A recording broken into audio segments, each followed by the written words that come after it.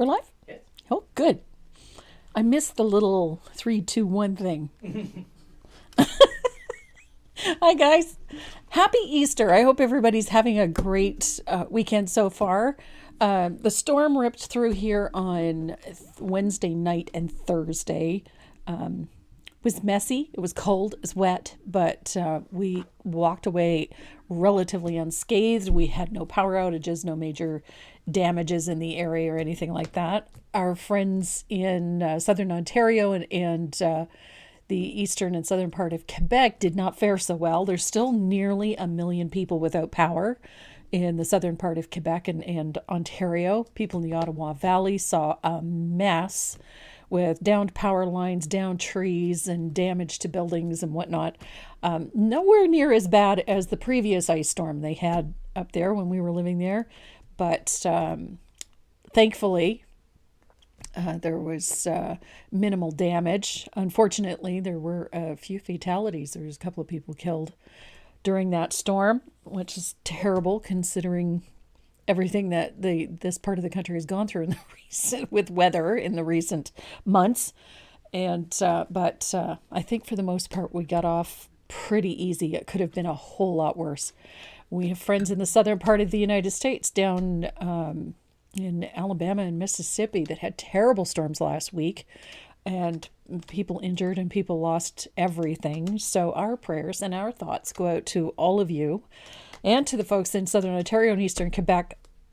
Hopefully you guys get your power back soon. It's a miserable time of year to be without power because it's still a little cool at night. Little cool, still dipping below zero in some places. And it's very wet, very damp, and you just ick. So this week, however, we're expecting to get some beautiful weather, some nice warm temperatures up around 18 degrees Celsius. For us, that's great. That puts us in what, the 60s, high 50s, 60s, thereabouts. That means the snow is going to melt fast. So we're looking forward to that. Let's see. I had a ton of happy mail this week. A ton. Sheila's here. Hopefully, Miss Sheila, that you are feeling better. I spoke to her early in the week. She was sick with COVID. Both her and Keith were quite sick, and it was miserable to her. And my heart hurts for her because I know how horrible that feels. So glad that you're feeling a little bit better and that you're recovering. Should we show them what Sheila did? I didn't bring it down. Can you go get it? Yeah. Okay. Miss Sheila did something for my family in the last couple of weeks that, well, let's just say I leaked a lot when I opened it, and I'm leaking already. It was an absolutely beautiful and tremendously thoughtful gift. And we immediately had to have it framed because it's extraordinary. As most of you know, we lost our Miss Dot, and Sheila did this for us. Absolutely gorgeous work. She took the photograph off of Renee's Instagram page, and this terrible reflection of the lights on there, but I think you can see it. But Sheila's work with pastel and colored pencil and whatnot is extraordinary, and this just got us all in the feels, let me tell you. It's beautiful.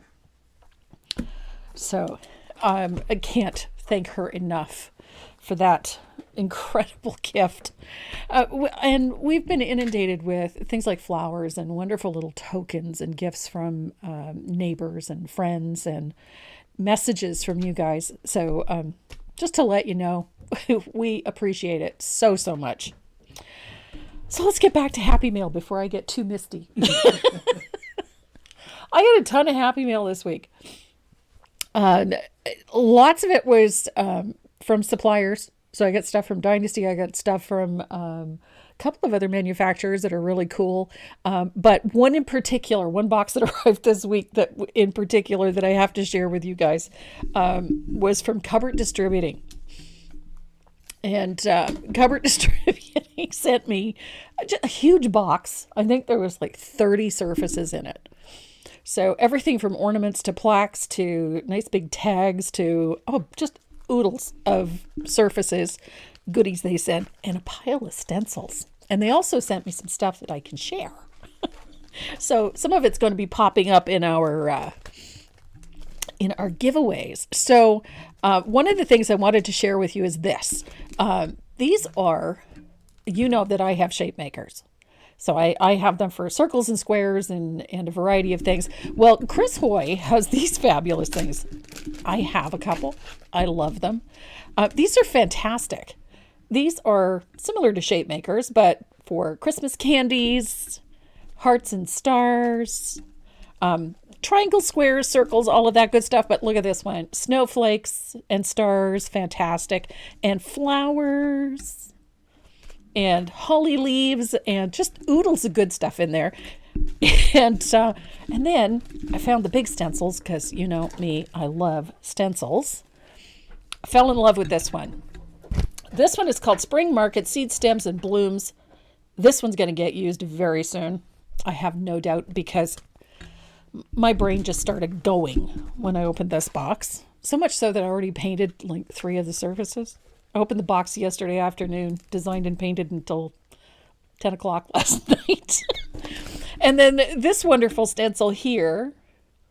These are at CD Stencils at cdstencils.com or at cupboarddistributing.com. I love her stencils. She just has the coolest things. And so if you're looking for some really unique stencils, go and check them out. They are at cdwood.com or at their stencil site at cdstencils.com.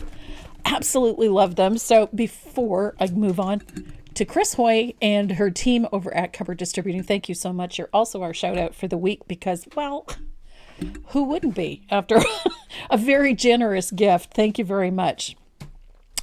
Next Saturday, we're going to be doing something a little special. It's called Good Dog Pupper Treats. I think Renee's been waiting for this one. I like puppers. He likes the puppers. So this is the one we're doing next week. We have the surfaces in. We have the stencils in right now. And so this is the one we're working on next week. I love this one with the puppy dog. So it's going to be a lot of fun. So that's what's coming up for next Saturday. So we're the pattern and the surfaces, everything that you need is already up on the website. And I had one other thing I would talk about. The earlier in the week. I got a microphone working. Oh, goody. So we can hear your lovely voice.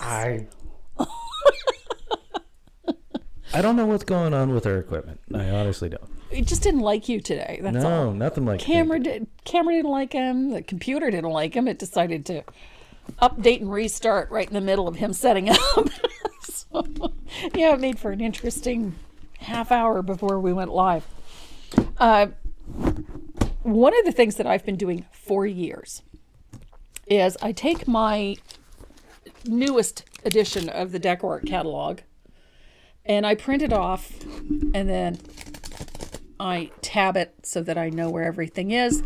So when I'm writing articles, when I'm writing patterns, I can go to it and I can find the most recent or most updated colors available to us.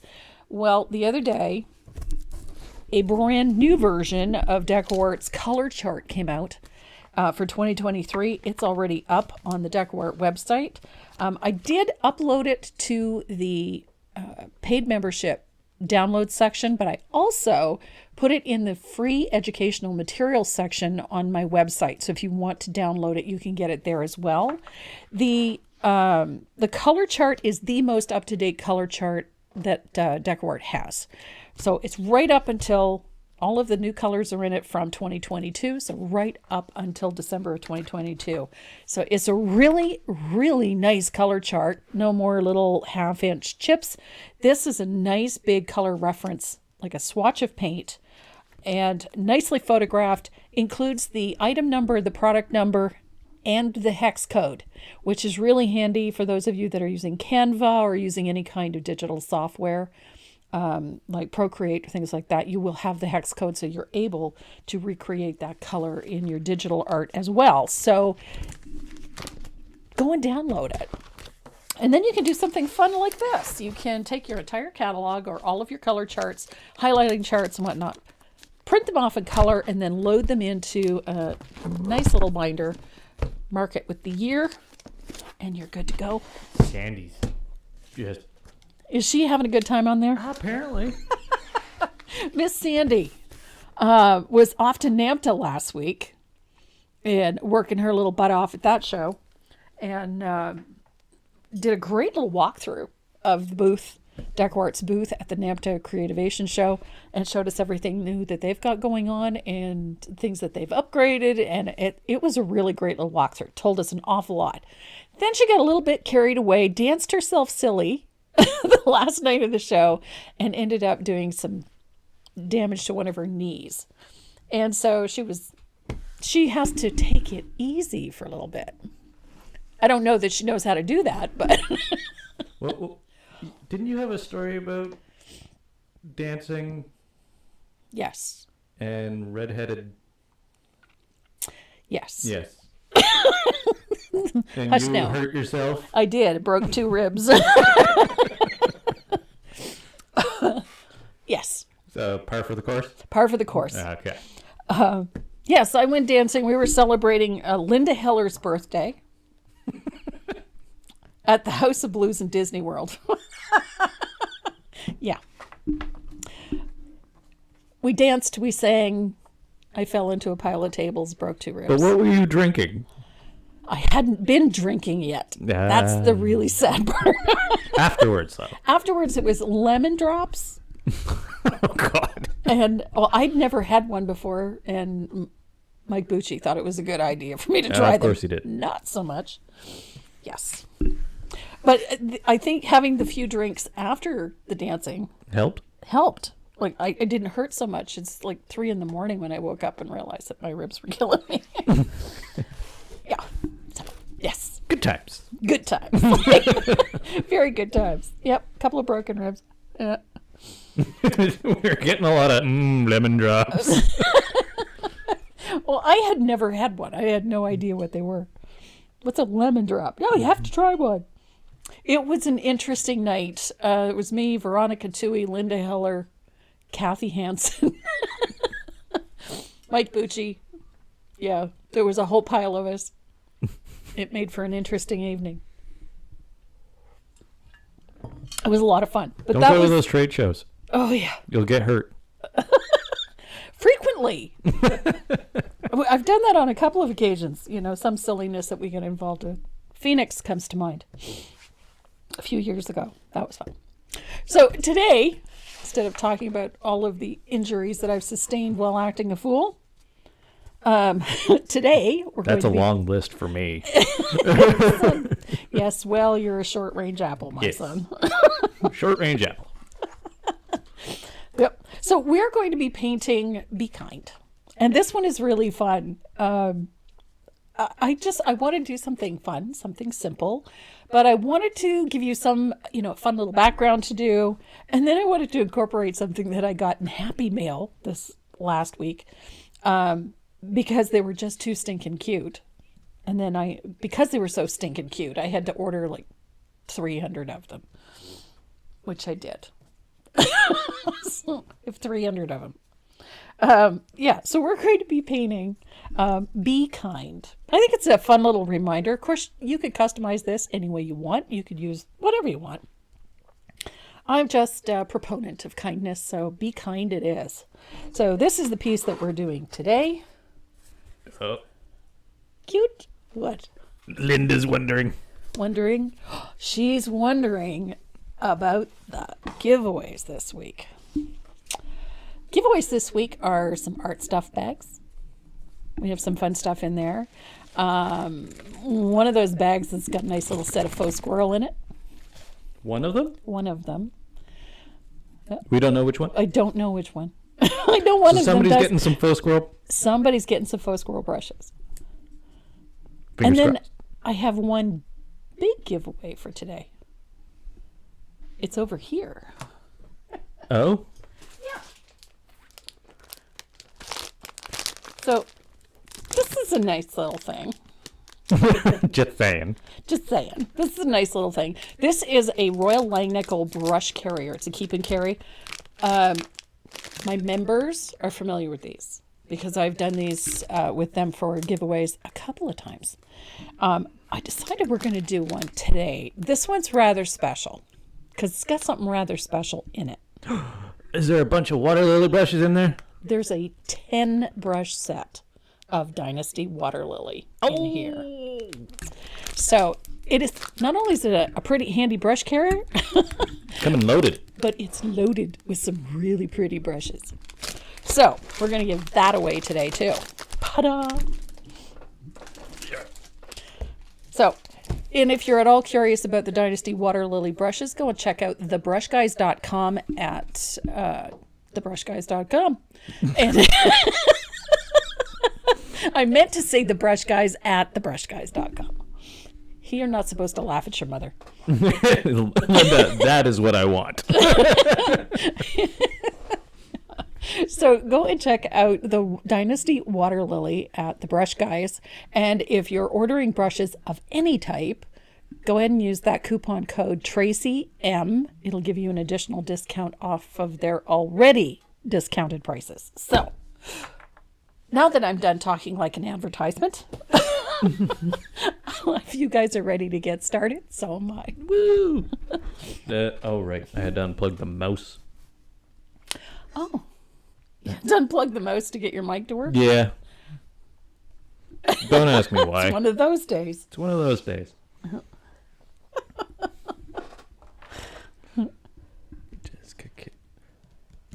Almost 6,000 subscribers? Almost. I Hit that big red click. Big red click. big red Click click. on the big red button. Oh my gosh. Lixdesia. Dyslexia. Lysdexia. Yeah. Lysdexia. Verbal lysdexia. Verbal lysdexia. I bet there's a word for it. Probably. Brain not working. Yeah. Mine slipped into neutral. I think the hot flashes go to my Mine brain. slipped into neutral. Skipped a gear. Mm-hmm. Mine has a tendency to My do that. tranny is hooped. So this is the piece we're working on today. I love this one. Anything with bees. I have a thing for bees. No. And daisies. I love daisies too. So we're going to be working on this one today. It's actually a really easy one. I was looking at the image of the camera and it's really hard to see. I'm going to bring it a little closer to the camera. Hopefully you'll be able to see it. But there is a wood grain pattern back there. It just doesn't want to show up on camera. It's funny because it's quite obvious on this one. Ooh, 70 away. That's the number. We're only 70. Go get, everybody go get a friend. Hit that button. Hit the button. So we're going to be doing this simple little wood grain technique in the background. And we're going to be working with, I'm using this surface today. Now I put one coat of warm white on here. I was not neat and tidy, I just went vertically, so it's got lots of texture back there. And this is the stencil I'm going to be using. This is Tim Holtz wood grain stencil. It's THS 023. If you're looking for it, you can find it on Sandy McTeer's website at sandymcteer.com. It's also available on Amazon, on StampersAnonymous.com, and on Scrapbook.com. You can find it on all four of those websites. But if you're living in the United States, support a small business, support a local artist, and go check out Sandy McTeer's website. So, the color that I'm using today is cobblestone. You can use slate gray, you just need a nice neutral. And cobblestone is a good one. And you need something in about this tone, that value. You don't want it too dark because it's harder to cover it up. And we do want to cover it up a little bit. I'm going to nip it in the bud. Nip what in the bud? Can you bring your palette into view? I sure can. People are going to ask. Yep. So this is cobblestone.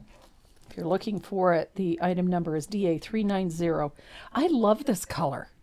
It's sort of a grayish. That was the big thing a couple of years ago, painting your Greige? greige. It's like a beige gray? yeah, Okay. greige. Greige. It's grayish. Grayish, Yeah. yes. We'll go with that.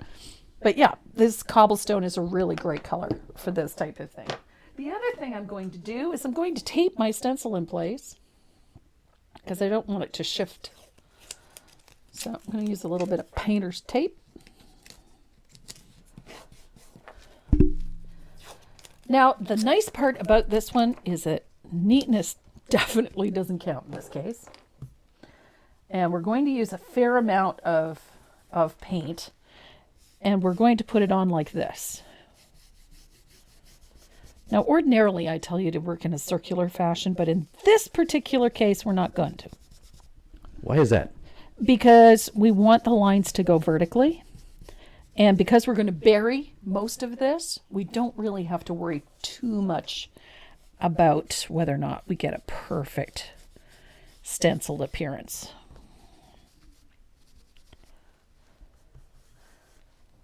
Having it slightly messy works in our favor. How come Sandy knows all your discount codes? Because she's awesome. She knows them all. I can't remember half of them. I have them literally have a sticky note on my computer desktop that I can copy and paste into things because I can't remember it. She's got your DecoArt. My affiliate code, yeah. Yeah, your affiliate discount code. I have it too. I used it yesterday. Oh, did you? I did. You used your own discount code? I did. I didn't actually, I used it. I used it on a post. So somebody okay, could find what gotcha. they were looking for. Gotcha. TM 2023 H1. Yep. Go use that at decoart.com. Get 20% off. Yep. It's a one-time code, but that's okay. So I'm going to, I like putting this on so that it staggers a little bit. And that What doesn't Sandy know? she's omnipotent. She knows everything. Ooh, omnipotent? She's omnipotent. I wish my mind worked as quickly as hers does. You're still stuck on Amiga? I'm not quite that bad. First generation iPad? Yes. Oh, Trace, that was brilliant. I could have gone off the page, but no, that would have been. Yeah, sadly, DecoArt doesn't ship to Canada. Unfortunately, they don't. No. Renee, we have new people here today? We do. We do. Who dem? Who dem? If you're joining us for the first time, let us know. Welcome. Welcome. And hit that big red subscribe button. And the bell notification And the bell icon. notifications, yeah. Turn that on so you know when we go live. Or when she goes live. I try to be here. Why is my phone vibrating? It's probably work. Better not be. It's Saturday. Doesn't seem to stop them. Hey, they can call me. Yep. They don't want to. They don't want to because then they have to bill. I have to bill them for 3 extra hours per phone call.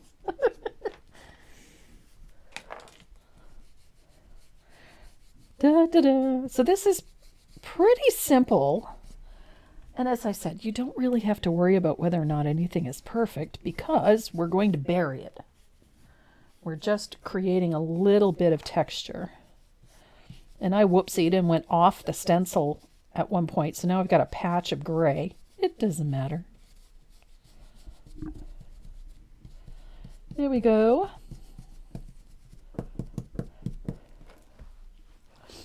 Now, I used up the last of the tags that were designated for me, and I didn't want to take any out of inventory, so I had to go get a different surface. But that's okay, because it works. So you can see I'm just gradually filling up this space with that wood grain pattern. And again, I'm not overly concerned about whether or not it's perfect. because quite honestly, it doesn't matter. I just like this tone because it gives me enough contrast that the wood grain shows, but it's not so harsh and it's not so hard to cover up. If I used a darker color, it would take more coats of the white over top to get it where I need it to be. So this is the ideal tone. Look at that. Now I can fix my, like, some days the elevator doesn't go to the top floor. Why did I start that over there? I have no idea. My Serenity Crafts is here for the first time. Hi there. She's actually done quite a few of the RAK patterns on her channel. Oh, yeah? Yeah, she's awesome. Right on. She's a great channel. Go check them out. Yeah. I followed her. I've been following her for a while because she's done some really cool things. And then one day she's doing one of mine. I was like, awesome. That's great. Right on. Yeah, because she shares everything. I think it's fantastic. My Serenity Crafts. Go check them out. Yep. She's a great channel. I'm guessing she's on YouTube. She is. Oh, right on. Perfect. So I'm going to dry this real quick. This is such a fun technique. And I've done this in a variety of ways. But we've done this before, but we've done it with different colors. And now I cannot find the piece that I used. Because nobody's home.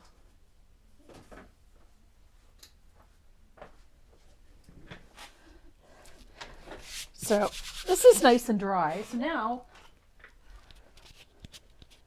And Sandy with the link. So I'm going to use my sanding disc here just to lightly distress this. I just want to make sure it's nice and smooth. And it doesn't have to be perfect. It's more interesting if it's not. She says, thanks, Tracy. I'm such a fan. Well, back at ya. She does some great stuff. So I'm using a little bit of warm white and a little bit of my Jus Sonia. This is the fast dry glaze. I know I have a bottle here somewhere. Here it is. This is the Jus Sonia fast dry glaze medium. I love this stuff. And I use it for everything. It's just like it's my everything stuff. So if I'm thinning out warm white and I want it nice and transparent, that's what I'm going to use. And then I'm going to follow the pattern, the wood grain, so it's going vertically. So I'm going to put this on vertically. And I'm going to apply a wash of that warm white right over top of everything. Now the idea being is we want to knock this back a little.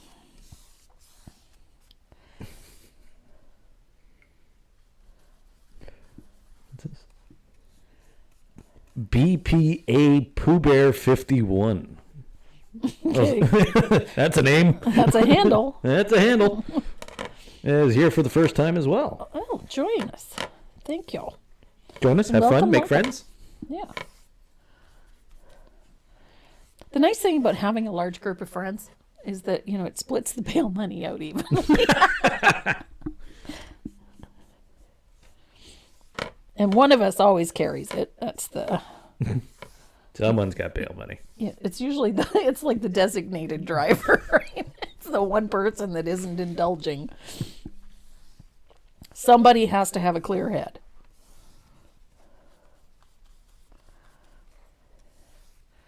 So, there we go. I've got a couple of coats of warm white over top of that. I love how this just gets more and more subtle each time you put a coat on.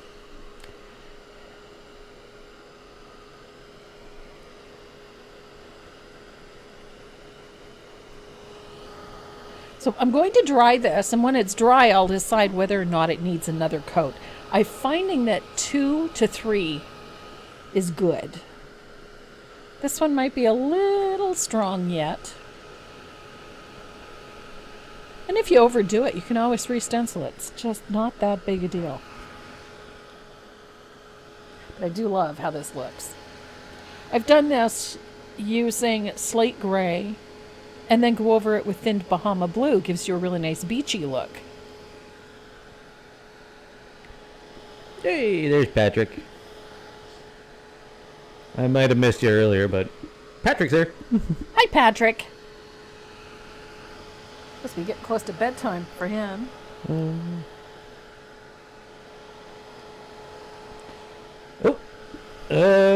Will you be being Easter tomorrow?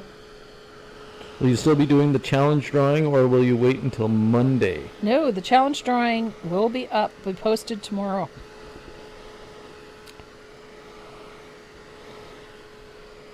So you have until midnight tonight to get your challenge posted. That's for my paid members. I'm doing a challenge every month. A couple of them. Nope. Sandy's got to take off. Hopefully she's taken off to her big comfy chair. I somehow doubt it, though. No, she's going to go work. Yeah, she'll go work. Because that's our girl. Thank you, Sandy.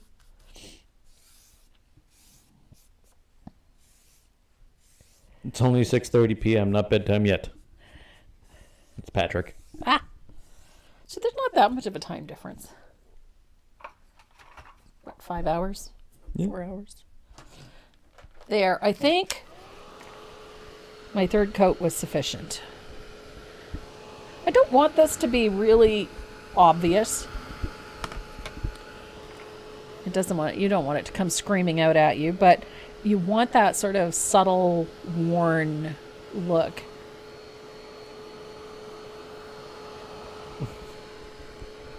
Do you guys do traditional Easter dinner with ham on the East Coast? Yes, actually, we're doing ham with pineapple and maple syrup glaze. Just Canadian it up a bit. A little bit. But I have to put my Irish twist in somehow, so... Cherries. Maraschino cherries. That's Dad's twist. I don't care for that. No, the Irish thing is the Colcannon. Oh, yes. We have our Colcannon, which is Irish mashed potatoes with green onions, loads of heavy cream, butter. A little bit of garlic. You can hear your arteries slamming closed. Yes. Love it. It's delish. Wow, lots of followers on today. Absolutely. All the time. So there we go. We've got that nice, it's very subtle, but that's exactly what we wanted. It was just this sort of a very soft, worn look, like an old barn board or a whitewashed fence. That's kind of what I was going for with this. So now we have to age the edges of this a little bit. Somebody's having lamb tomorrow. Oh. Just saying, that's a little sacrilegious. Well, we had it at Christmas. So. Yeah, we did. Lamb is delicious. Denise Poole. Hi, first time posting. Hi, Denise. Love watching you. Well, thanks for joining us. If you're in the chat, your name automatically goes into the list for all of our giveaways. We have 4 today. We have 3 art stuff bags. One of them's got some Dynasty Faux Squirrel in it. And then we have that gorgeous brush carrier with that beautiful 10 brush set of Dynasty Water Lily. If you're wondering what that is, this is them. I've been using these for the last few weeks and I'm really enjoying them. I think they're a really nice brush. A little softer than what we typically use in decorative painting, but I have really been enjoying these.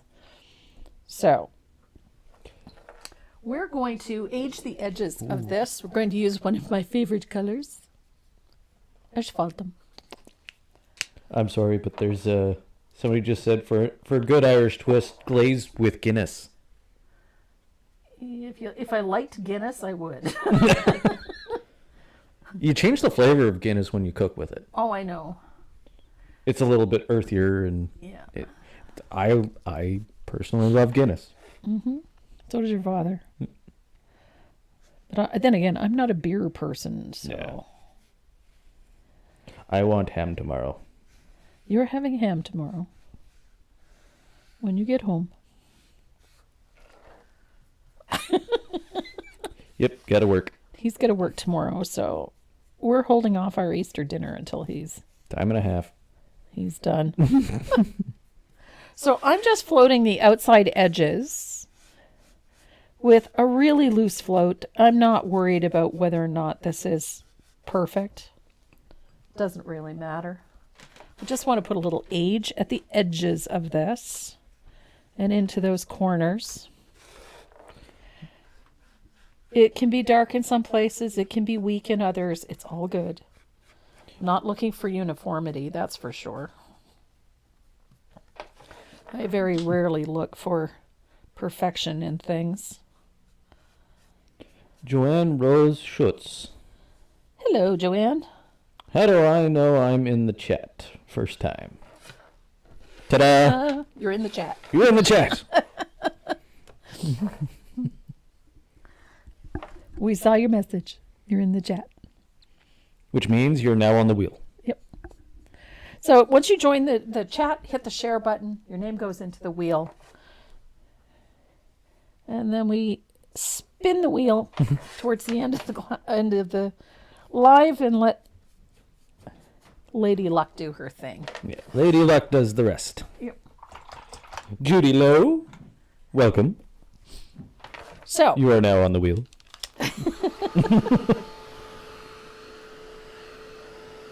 So there we go. That's our background already done. Now, interestingly, I had somebody ask me a question the other day when I posted this image. Somebody sent me a question and wanted to know how come I didn't put some green back here. And they were curious, and it's a perfectly valid question. And the reason for it is that I have this big beehive down here. And it's heavy. Visually, it takes up a lot of the weight in this piece. So it's heavy. If I put a darker color back here, a little bit of green, I could go with a little bit of green.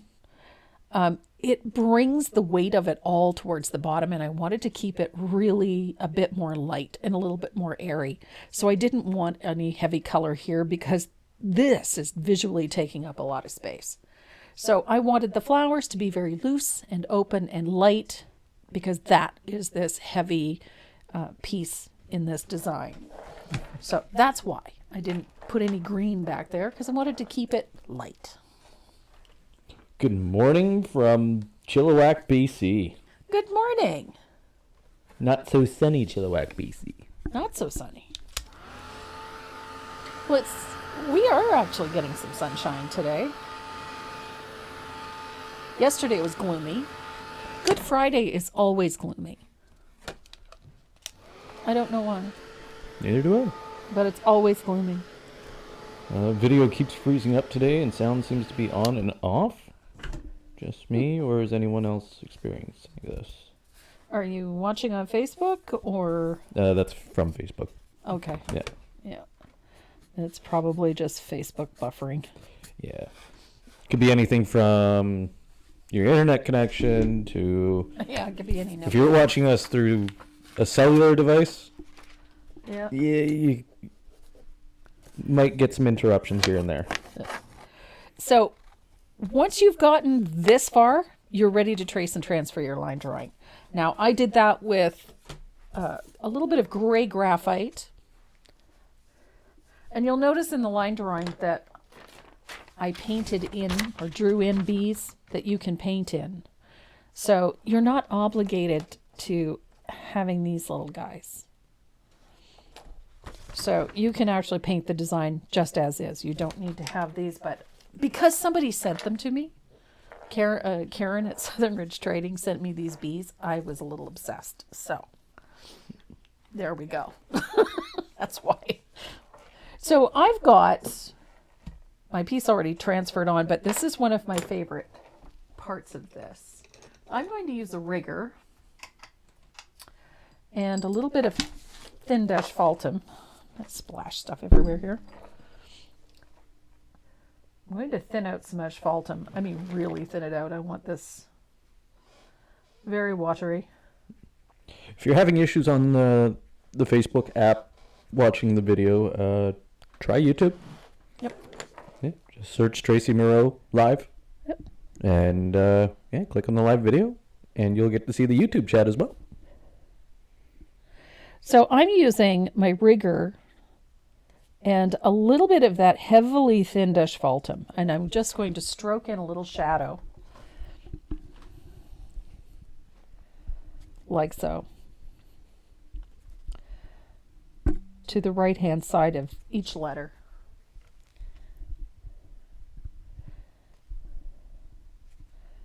And the fun part about this type of shadow is that it creates sort of a dropped appearance. So it's as if the lettering is casting that shadow.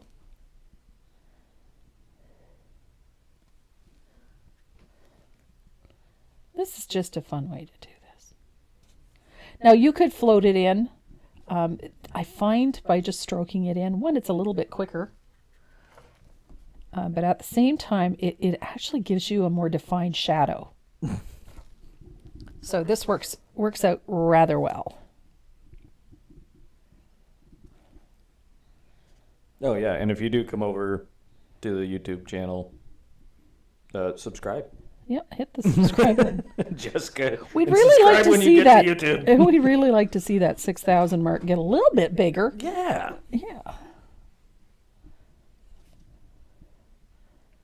So I like this little drop shadow. Just when we paint the lettering in, it just makes it stand out a little bit better. Gives it a little more dimension. And I like doing this before I paint the lettering because then it gives me a nice finish. That way I'm not getting asphaltum over things I don't want asphaltum on.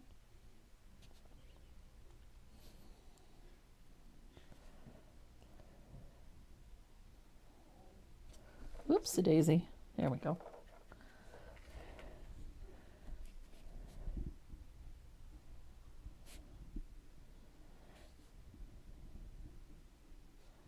I like how this just gives the lettering a little more oomph. Don't forget the dot over the I. I like that little shadow. And then you can step back, have a look at it. If anything is not looking quite dark enough, you can lightly put on another coat of that asphaltum. It doesn't hurt.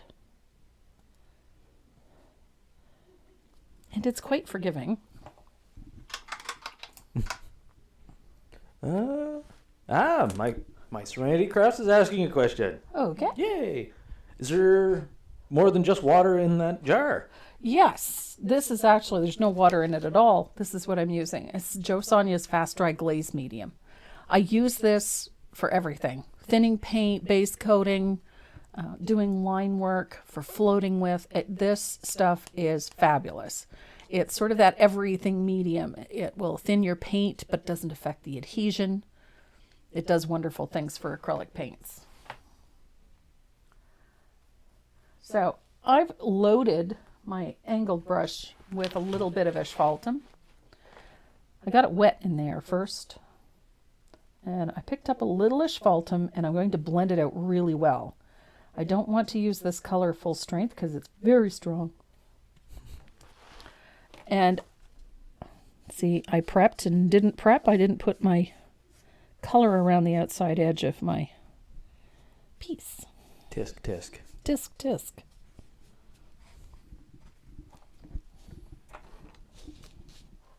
I was distracted by that box full of surfaces from Cupboard Distributing. All the goodies. I'm easily distracted by creative goodies. And shiny objects. And shiny objects. So I just quickly put that back on because we need it there. Now I'm going to do the same thing around my honeycomb. just like so, and around my line drawing. Now the nice part about this is that it's okay if I get it over top of my line drawings because they're going to stay there anyway. But I want just a little float of asphaltum behind all of it.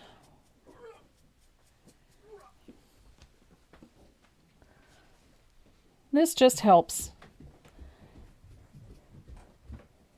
keep everything nicely shaped. There we go. So, a little bit of asphaltum. I love this color. It's my everything shading color. If you've painted with me for any length of time, you learn very quickly that I use asphaltum for everything. Some people use burnt umber. I use asphaltum like it's going out of style. So the color that I'm going to use for that beehive, let's get this dried quickly. I'm going to use a color called Deep Ochre.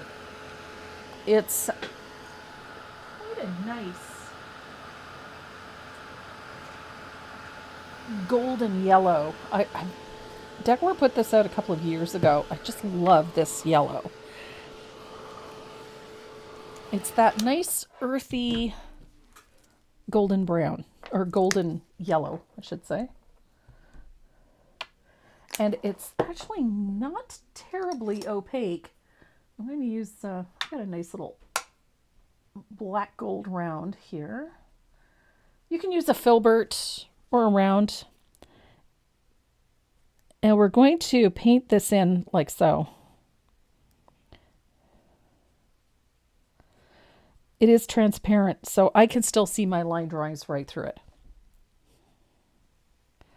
Now, I'm painting this following the lines of that hive,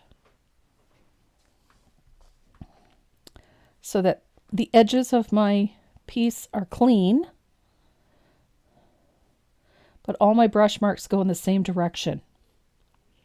And although you're probably wondering why, but it is important that they do that, because then you don't have to fight against them.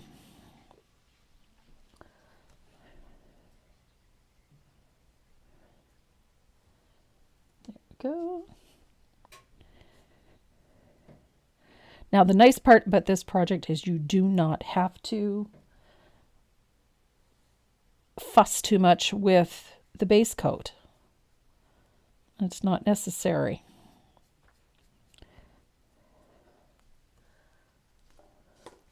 So we do have the hive in here. And again, I am following the lines, those horizontal lines of the hive.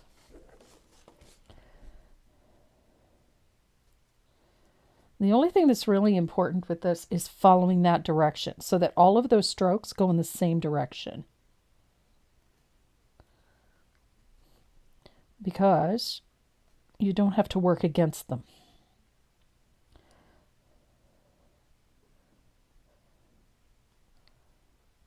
And we have so many other colors going over top of this that it isn't really all that important. I just want to make sure that I've got yellow, that yellow color, where it needs to be. Now, I can still see all of my line drawing right through this yellow. So I'm going to dry this. I promise you, there is a method to my madness.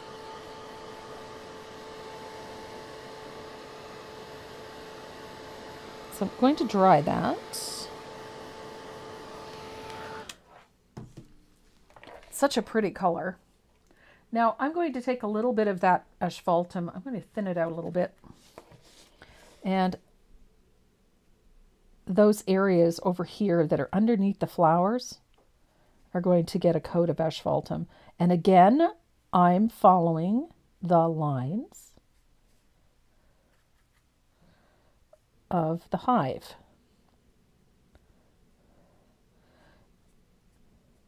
And it may not seem like it, but it is important that you do this, that you follow those lines. And you'll see why in just a second. So I'm going to, in each line, just pull a little bit of asphaltum right along there. Just like that. It is thinned, heavily thinned, so don't overthink it.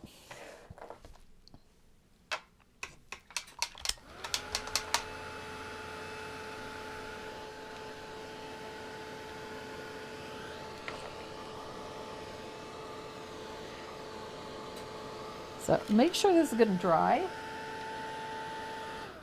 And then I'm going to go to the opening of the hive, and we're going to paint that in with a little bit of asphaltum.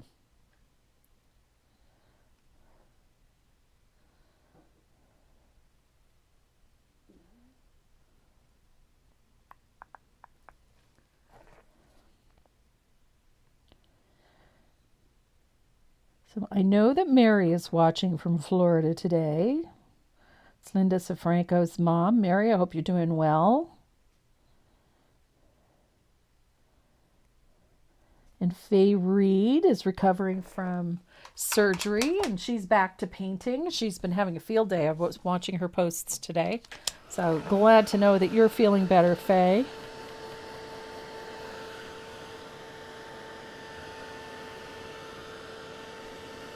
And it's Easter weekend, so everybody has their events to go to this weekend. I know Deb Daniker is very busy on Easter weekend. She does a great deal for her church. So she's, those special holidays are a big deal, so that keeps her busy.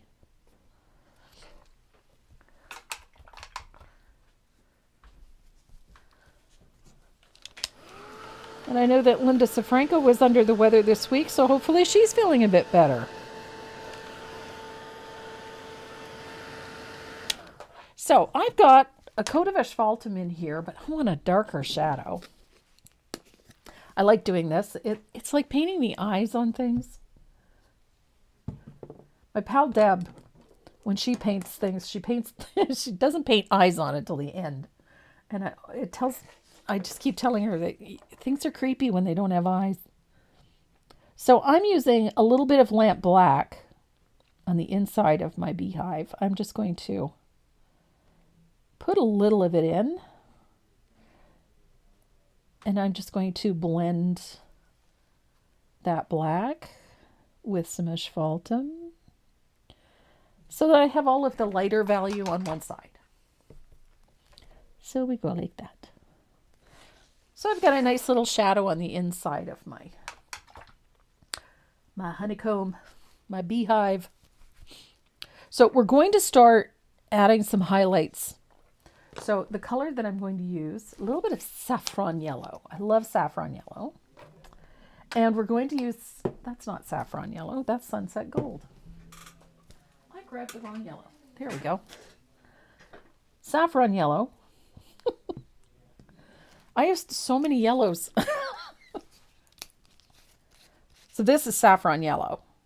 It's like that neon school bus. It's fabulous yellow.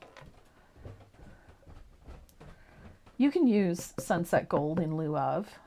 It's about one value darker. So, and I have a little bit of Sunny Day because it's such a pretty yellow. It's a great highlight color. What? There.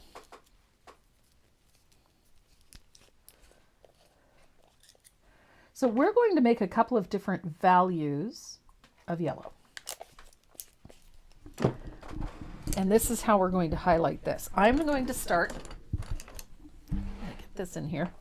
I'm going to start with a little of that saffron yellow. It's a nice in-your-face yellow. And we're going to work over here on the left side of our honeycomb, and we're just going to stroke following those bars of the honeycomb with that saffron yellow. And we're going to pull that stroke until it meets up with the shading that we put in. Just till it meets. It can overlap a little, it's okay. And then This is where you get that nice bright yellow, that golden color. I love this yellow.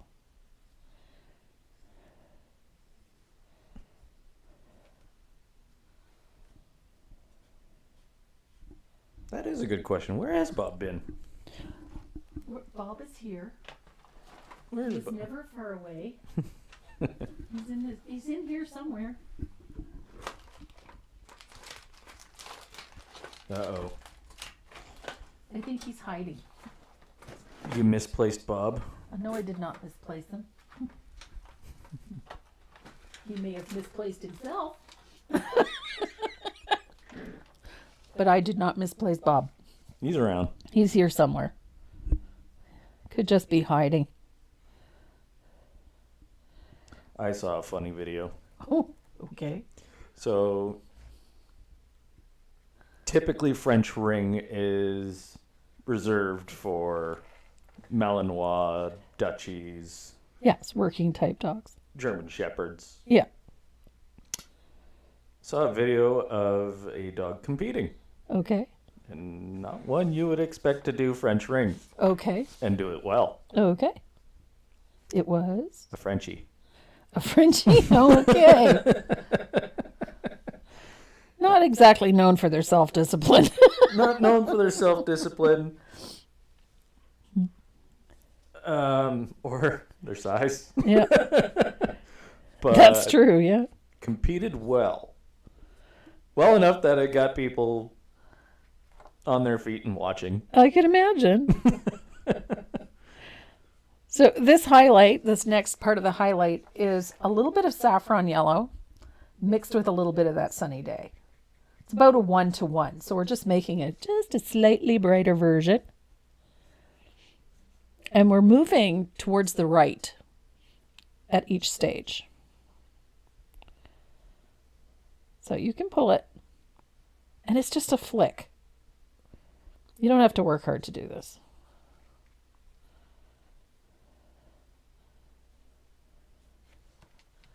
And then you're going to take just the sunny day.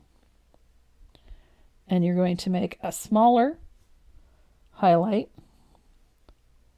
right in that existing mix, like so. And each time I'm moving a little to the right so that we've got saffron yellow, the mix, then the sunny day. Just like so. Oh, there's a good one. Well, Sue Potts is wondering if we had any updates on the dog that lost her leg and her owner. Yes, we do have an update. She is currently doing very, very well. I guess her last checkup, she did exceptionally well. She's healing. They've changed her dressings. And she's already running and playing with the 2 German Shepherds that the foster owns.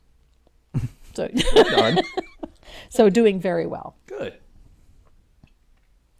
And has had multiple offers, people wanting to adopt. So, Good. yes. Good. It is very good news. So the next step for this highlight, you're going to take that sunny day and you're going to add a little bit of warm white to it.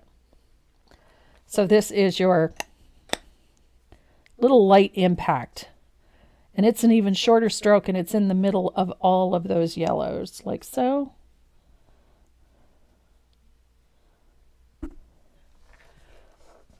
Some fun. Now I'm going to give this a minute to dry because I've got 3 or 4 layers of paint on there without really giving it a chance to dry. And then I'm going to take a little bit of warm white and put a final highlight on things. My daughter has a Frenchie and she's very needy. I can see her competing.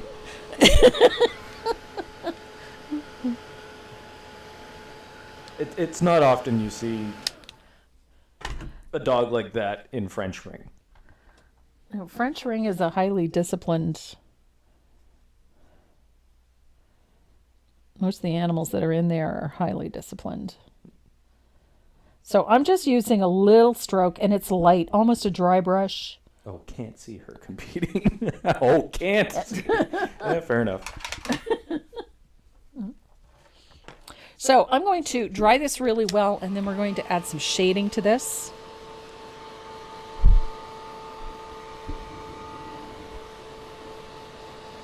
Now, the fun part about this beehive is that we are not looking for perfection. It's supposed to look rustic. It's supposed to look a little rough, and that's okay. So I'm going to grab my 3/8 angled shader and a little bit of asphaltum, and we're going to start separating each of these rows a little bit.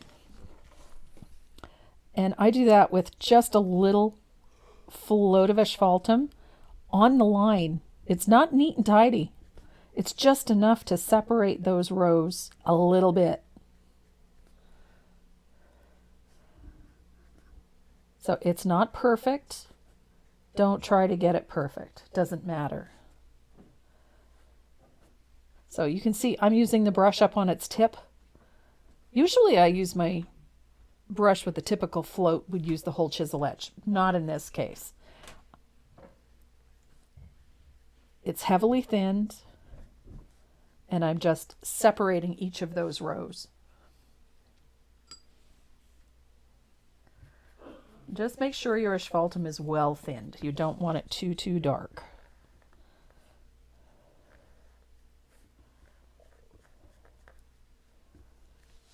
Some fun, huh? So I think I've got them pretty well separated like that. And I'm going to take my asphaltum and I'm just going to put a little float of asphaltum along the edge, like so. I'm going to switch to a bigger angled shader.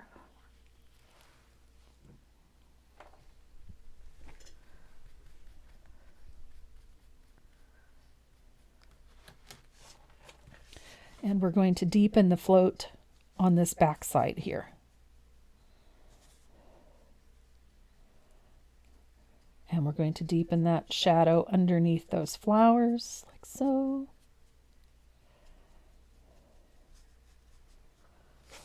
And then I'm going to dry this. And we're going to deepen it one more time with a little bit of soft black. I want this side of it to be a little darker than it is. And I'm going to use just a little bit of soft black. And you can see I've thinned that out, so I'm not using it full strength. If it was full strength, I think it'd be a bit much.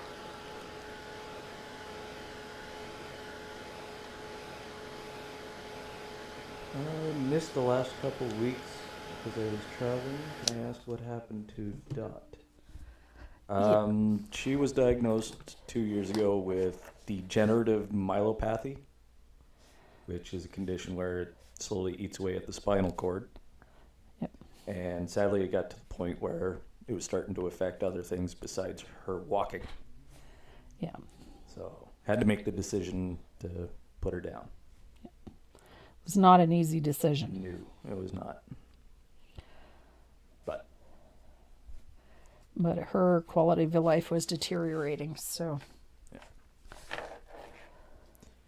Because once it started affecting her bowels, it was only a matter of time to start affecting her lungs, her kidneys.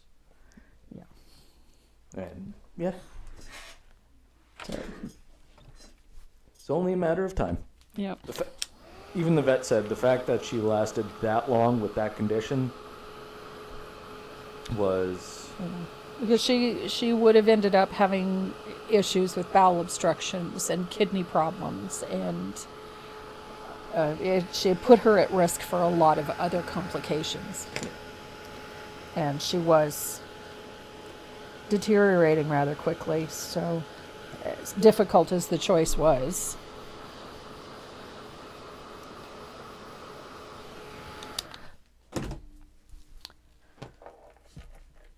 so we're grieving a little bit. So we have a beehive. Doesn't look like much just yet, but it will. Everything that you paint has an extended ugly stage. An extended ugly stage? Yes, everything does. Yes. You know, until everything comes together. Because this started out looking like this. So we're going to start putting in these flowers. Right now it just looks like there's a whole bunch of holes here. I'm going to clear off my palette because I make a mess when I paint. My palette is usually an absolute disaster. So I'm going to use a little bit of warm white. It's my go-to white. I use warm white for a lot of things. I also don't use little puddles of paint, you might have noticed. So I'm going to thin out this warm white with a little bit of that Jo Sonja's. And I'm going to start with this daisy here. And I generally paint the petals in about 2 strokes, sometimes 3, and I pull it all in the same direction and in the shape of the petal. Because those brush marks, that texture that you create when you're applying that color, will help those flowers look a little bit more realistic. Not that we're going for absolute realism here, but it helps give you a little more texture, and it helps establish direction, and it just makes your flowers a bit more interesting.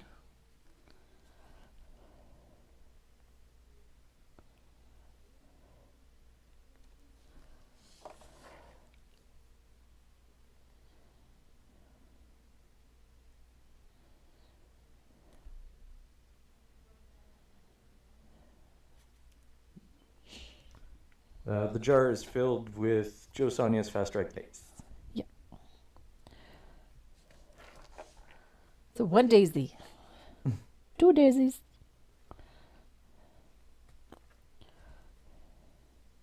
Now I try to leave a little space between these petals when possible, just so that it makes it easier when it comes to applying the shading, but if it can't be done, it can't be done. But I always like how this painting these flowers in just seems to bring this all together, even though there's very little detail in these flowers.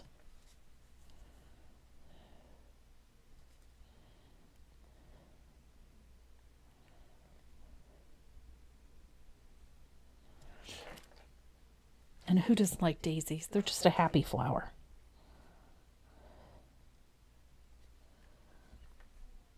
I think they're one of my favorites.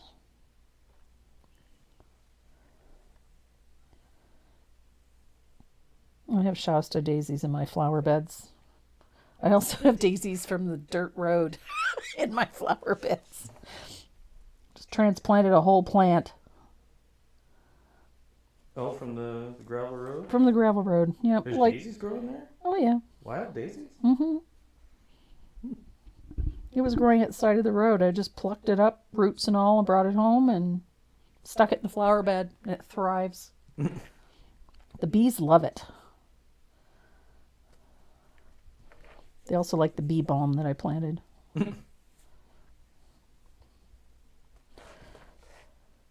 So, look how simple those are.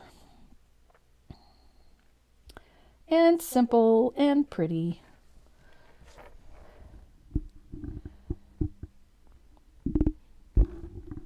I love daisies. They're just such a happy flower.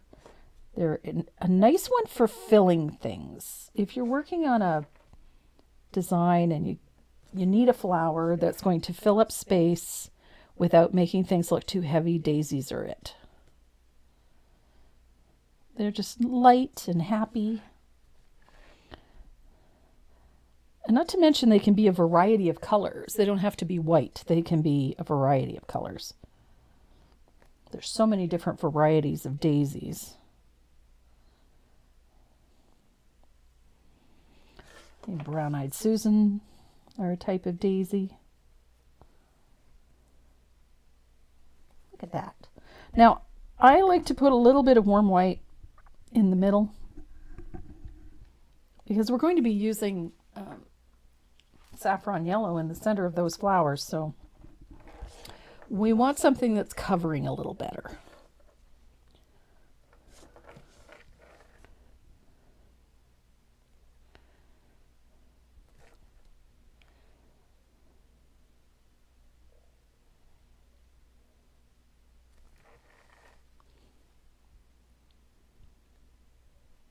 Now I'm using a really basic technique for these daisies.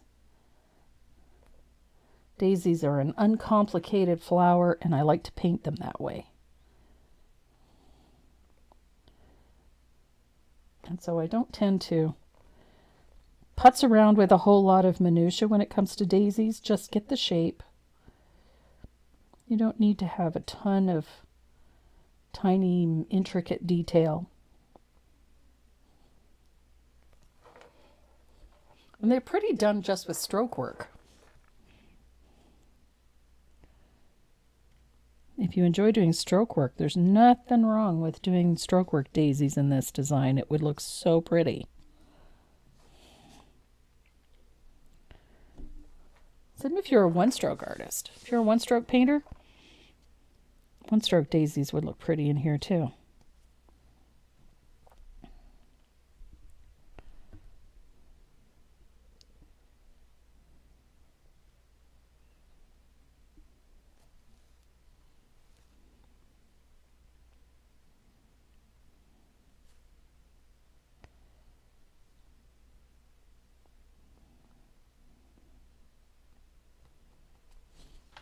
Almost there.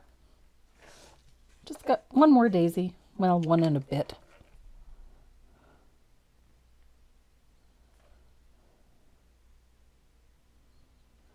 Super easy.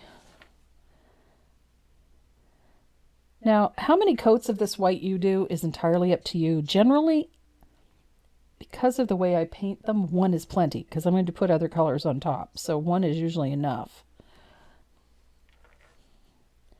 But if you are a little less heavy-handed than I am, you might need to, but I'm very heavy-handed when it comes to painting these flowers in. I thin my paint so that it comes off of the brush easily, but I don't thin it to the point where it's transparent. Not to mention the fact that we're painting white over a white background that just has a little bit of pattern in it. So I'm going to base coat that. And I'll just quickly stroke in these last few little petals here. We have a daisy that's off the page. There we go.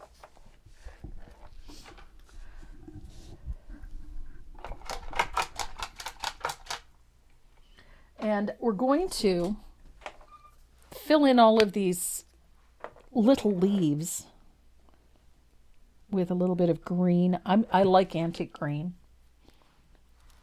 I use this green a lot. So I'm going to base in my leaves with a little antique green. Most of the time, one coat will suffice.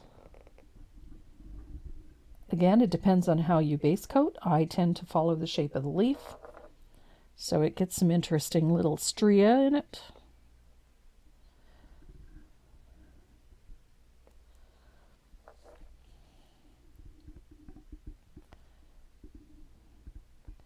Not to mention, we're going to be putting two other colors over top of these leaves.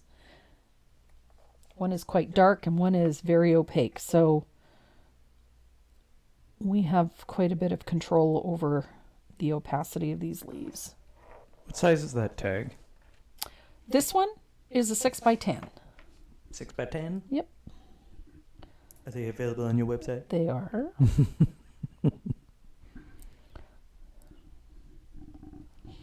Don't forget to use that coupon code that we gave you the other day. Oh. It's on the website at the top of the page. Gasp.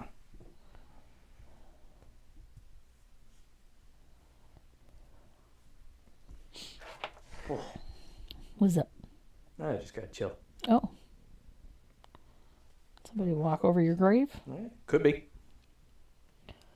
Was it a short chill or a long chill? I don't know. I don't time my chills. So underneath our flowers, right here, is the underside, that little portion of the flower. It's got a stem attached to it.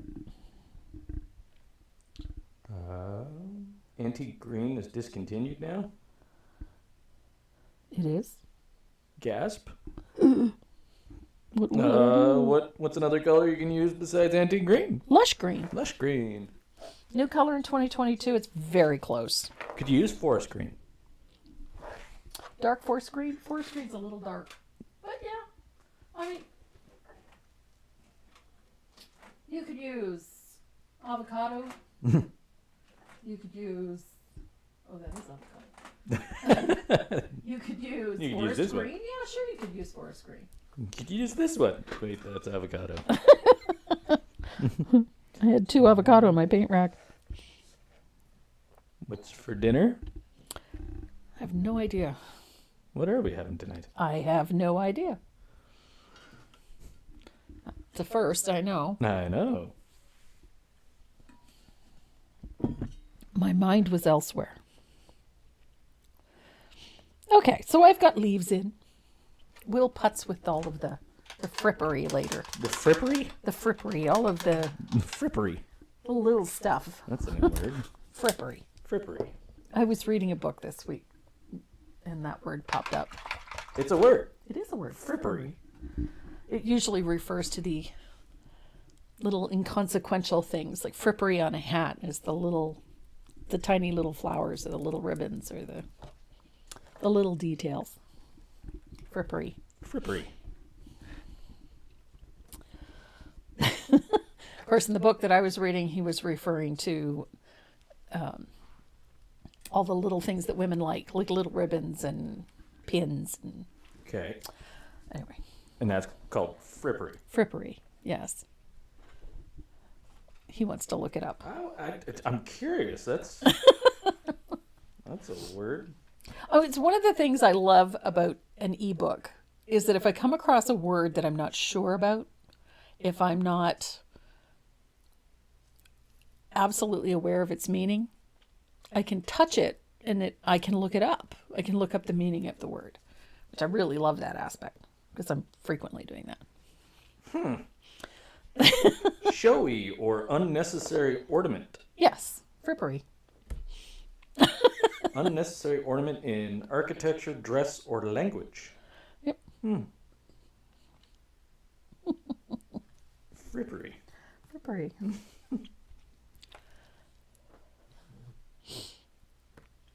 So I'm going to start adding a little depth to these daisies. I'm going to do that with a little bit of Bahama blue. We call it foo-foo. Frou-frou. Frou-frou? Frou-frou. Frippery. I love archaic words, but then again, I'm very much enamored with late 18th century English literature. Frippery. Frippery. So I'm going to shade the base of each of these petals with just a weak float.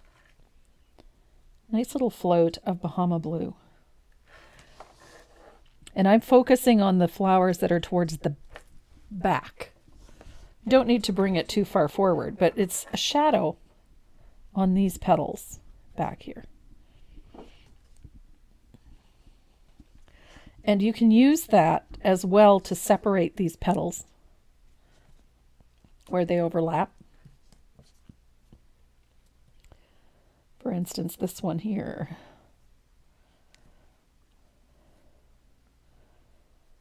So it is a weak float. This wheel is going to be packed. That's a good thing. Yeah. It's like almost 200 people on the wheel right now. Nice. Almost.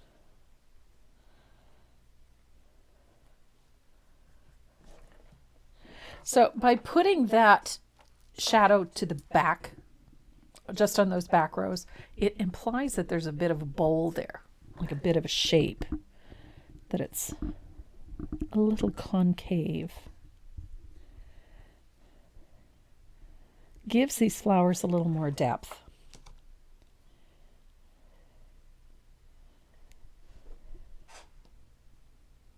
Right. I'm missing the chat on YouTube here. I wonder what word he would use to call our craft supplies. Organized chaos. If you saw the inside of the studio. Yes, organized chaos would be applicable.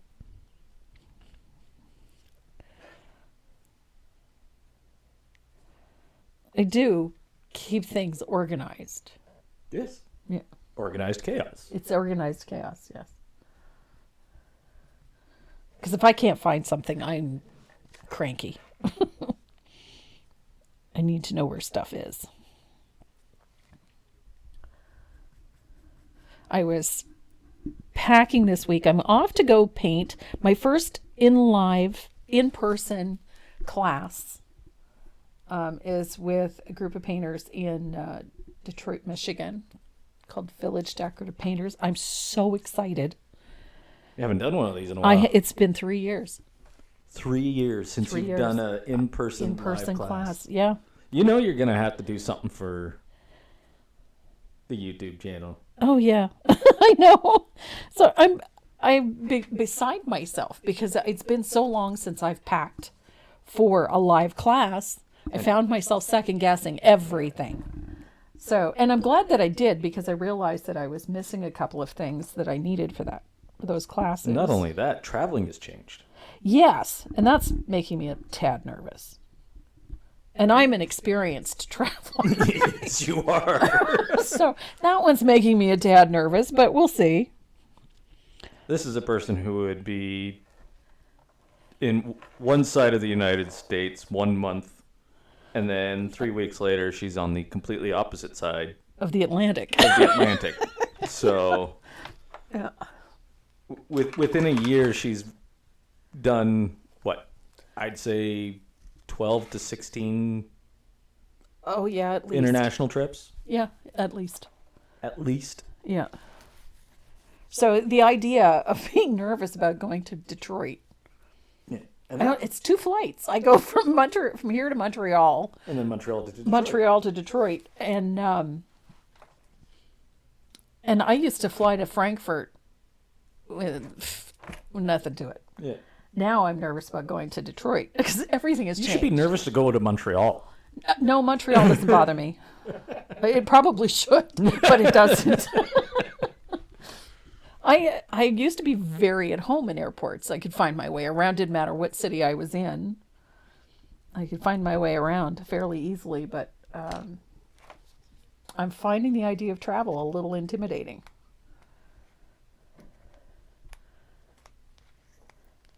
It's one of those things. It's like swimming. You got to jump in. Oh yeah, I got to jump in, and this is the only way And just because the Northwest Decorative Painters have a convention this year, their first one, and they sent me the submission guidelines for it for 2024. Oh, yeah? And Deb and I used to do that Northwest trip all the time. Yeah. Anybody that follows me knows that I have this obsession with Hobby Lobby. So we used to drive from Alberta and British Columbia all the way down to Portland, Oregon. And hit every Hobby Lobby on the way down. Yeah. So I got to get my travel gear and my travel legs back. And because I want to go teach in Portland, Oregon. I want to go teach out in the northwest portion of the U.S. I want to go play in their sandbox. You're definitely going to have to do a couple lives if you start traveling again. Yeah. Sit you up on your phone. I'm going to have to get a gimbal. I have one. Oh, okay. I have a gimbal upstairs. Okay. Just need the cell phone mount I have that. for my gimbal. Oh, for your gimbal. Okay.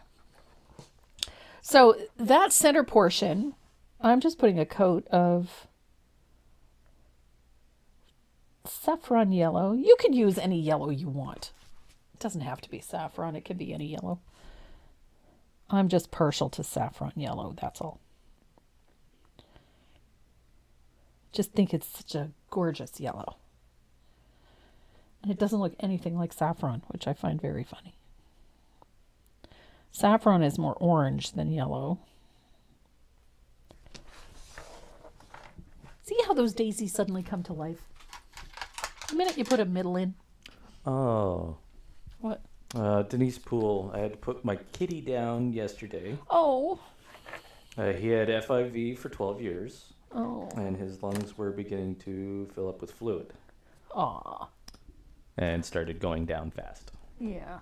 Sorry to hear that. We had our sooters. Our little soot had to. She was going down quickly. We had to do that too. It's not an easy thing. No.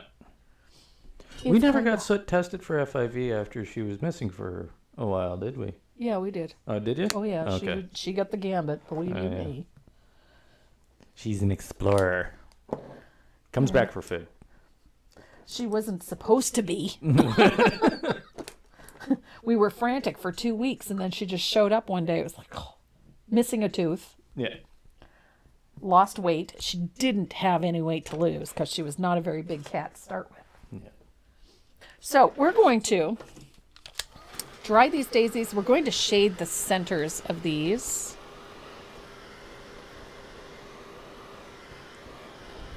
These are just fun.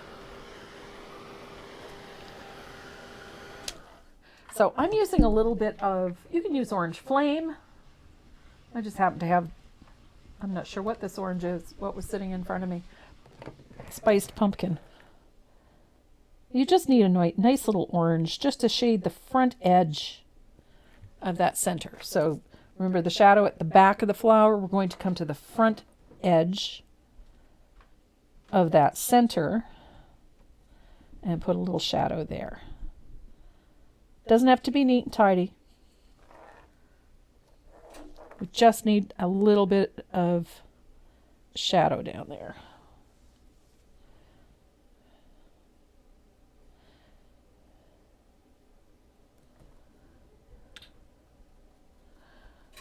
So Dad weighed Gizmo yesterday. Oh, God. Is he fatso? He's 20 pounds. That's more than I thought he'd be. Oh, no, that's less than I thought he'd be. Yeah. Well, when you see him, you think, oh my God. It's the gut. It's the gut, that swinging gut. But no, he weighed him. He weighed 20 pounds. That's a healthy weight for cat. For a cat that size, yeah, I'd say so. For that stature. Yeah, because he's not a little cat. No. I mean, He's got the tiniest of ears, though. yep, his face is so big. His paws, Or snowshoes. they're like snowshoes. They're this wide. He's a big cat. He's a big silver point tabby. And you'd expect him to be gray underneath all of that fur. And he's not. He's golden. But he's thick as a brick. I don't think he's thick. Oh, he is thick. No, I think he's just... I don't care. Yeah, that could be. That's entirely possible. His give a damn is busted. Yeah, he just doesn't care. Yeah, whatever. I laughed at him the other day because he was pulling on the door handle to the buffet. Oh, yeah? And you know how it smacks. Yeah. So it was making a racket. And I was like, Gizmo, leave it alone. I came upstairs and he was tug, tug, tug, tug, tug, and he would not leave it alone. So I pushed him out of the way and he came back. And then he sat there and just, meh, meh. So finally I figured out what it was. He wanted his catnip. Oh, the 'Cause catnip spray. The catnip spray is in that cabinet. So, and then, so I went in, I gave him a spritz of the catnip, and then I spritzed his toy box. And then he laid in the middle of the floor and gave his teddy bear a bath. Him and that teddy bear. I have a 20-pound tabby that has his own teddy bear. He carries it around and then gives it a bath. It's kind of weird. So while this is all drying, we're going to come over to these leaves. I'm using a little bit of plantation pine is my shading color at the base of the leaf where it joins the stem. Just a U-shaped float at the base. Oh, no, we're not talking about a new cat. No, we've had Gizmo for a while. He's what, 12? 10. 10. Yeah, 10. 10. He'll be 10 this year. He is the cat that never meowed. When he purrs, it sounds like somebody's rolling something across the floor. Yeah. His purr is like a rumble. And he doesn't meow. It's more like a meh. Meh. Yeah. It sounds like he's bored. Yeah. Like I said, I think he just doesn't care. That's entirely possible. He is unique. Let's just say that. And didn't like Karen. No, he did not like Karen Jones.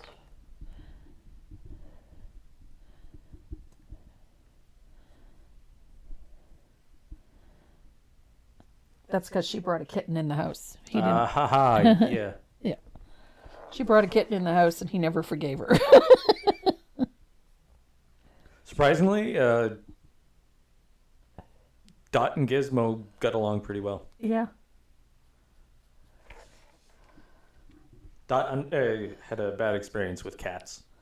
Got her nose swiped at a few times. Yeah. And Gizmo doesn't have claws, so. But Gizmo also has walked up to her and just went, hi. Yeah. Just nose to nose. Dot would give him a lick and he's like, ugh, and just Yeah. walk away. Well, there is the other side of that too. Gizmo gave her a bath one day. Yeah. She didn't know what to do. Yeah, she just sat there with that look on her face like, oh my God. I would take Dot up to the bedroom, put her on her bed, and Gizmo would reach underneath the door Yeah, to bug her. to bug the crap out of her. And all So- I'd see is a dog with her mouth open trying to grab paw, and this paw swiping at her face Yeah, with no cat attached to it. it just what was sticking out from underneath the door. Yeah. So we're going to add a highlight to the tips of these leaves, and I'm using matcha green, which is this.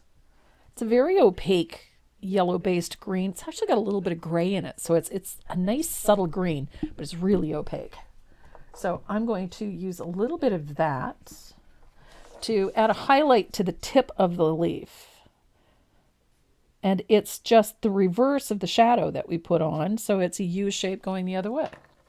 Gizmo would come to me looking for a fight. Yes, he would.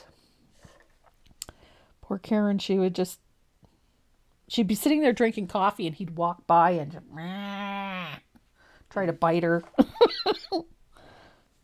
Cranky. But he is different. There is no doubt about that. I think he's in the box. The Costco box. I got a flat of strawberries the other day, and the strawberries all came in a cardboard box about, I don't know, 1.5 long. My husband threw it on the floor, and the Gizmo has been sleeping in it every day. But 20 pounds in a box that was only meant to hold about 5. So he's pushing the technical limits of that box.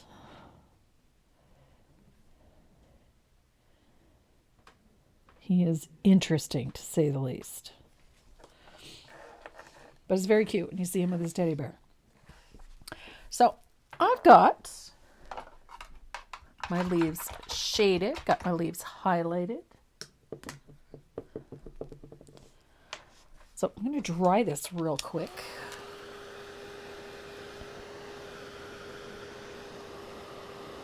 And then we're going to come back to our daisies and finish those off. Now, I know I use asphaltum all the time for everything. No. I know. He caught on quick. So I'm going to thin out. Now, when I say I thin out this color, I don't use it full strength. I mean I thin it out. So it is very transparent. Just like that. So essentially all we're doing is toning the color. So it's very thin. So when I go over top of colors like Bahama Blue, with a little bit of asphaltum. It just tones that blue. It doesn't bury it all together. So I'm using a little bit of that thinned asphaltum to tone that blue, and it deepens the shading behind that flower. So I go right over top of that Bahama blue with it. Separate the petals with it, wherever that blue was. It is very heavily thinned. We just want a little bit of that color. It's one of the nice things about that glaze medium is that it allows you to thin the color without losing the paint's ability to bond to the surface.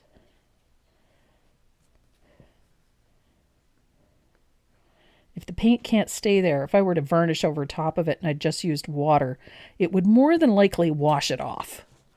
But because I'm using that glazing medium, it still sticks to the surface. So I can thin it out, but it doesn't affect the paint's adhesion.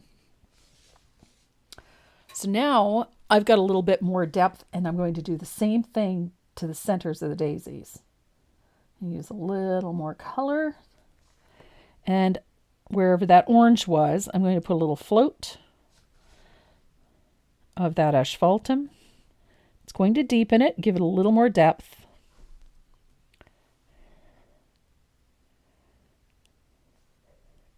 I like using the asphaltum because it deepens the color without drastically changing it. So now I've got nice deep shadows, and those centers become a little more deep.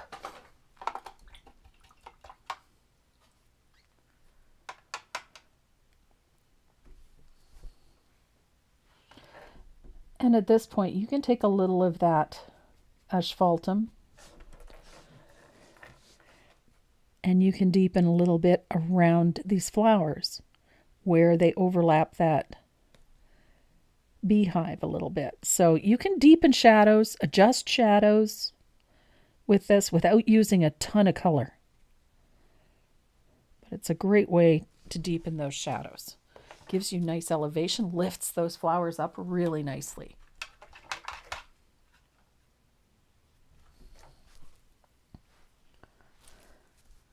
So I like adding a little texture to the center of my flowers. I'm going to grab, I need a small rigger. Here we go. And I'm going to use the tip of my rigger and some tiny little dip dots and a little bit of asphaltum and just a few little dots like so. They're going to come out from the center and just slightly overlap onto the petals.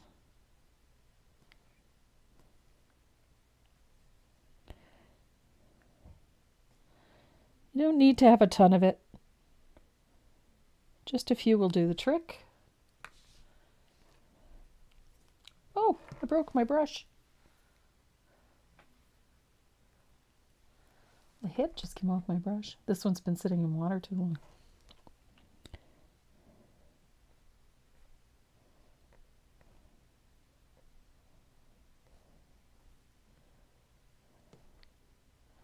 So I love these little dip dots. I just find they keep the flowers light and airy, makes the centers feel a little soft and not quite so heavy. Keep the dots small.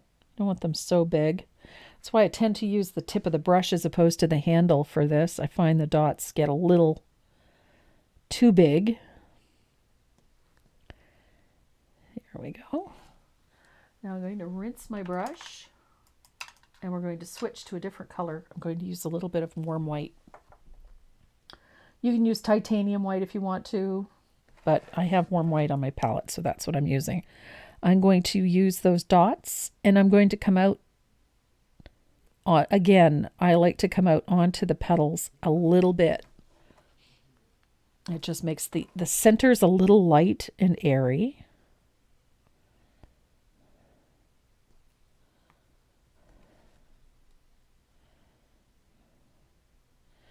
And it just keeps this flower from looking a little heavy.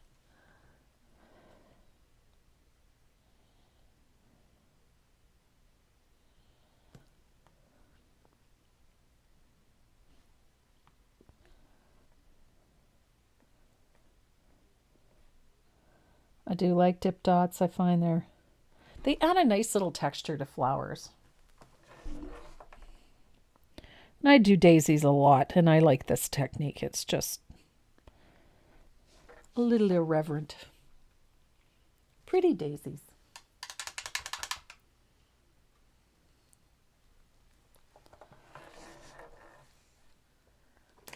So now we're going to need a liner brush because we're going to start putting in some grasses, and we're going to put in the stems, and we're going to add a few details to things.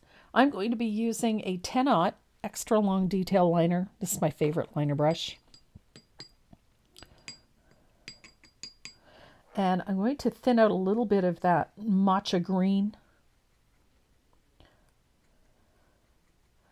And this is my favorite way to detail leaves. I'm going to use that liner, and I'm going to use just a light little outline on my leaves. Does not have to be perfect, does not have to be exact, doesn't have to be on the leaf completely.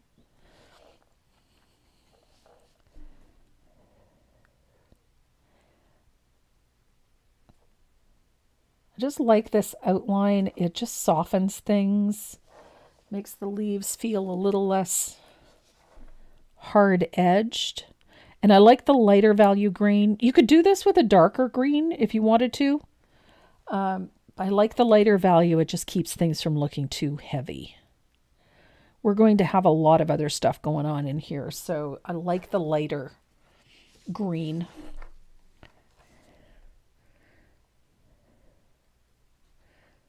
And it's not an obvious thing. So all of those little lines, the little stems for the daisies, just going to stroke those in.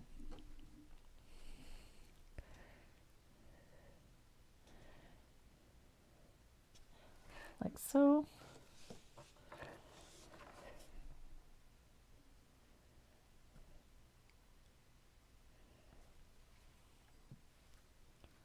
And again, I'm just using a little of that Jo Sonja's to thin that paint out so that it moves smoothly off of that liner.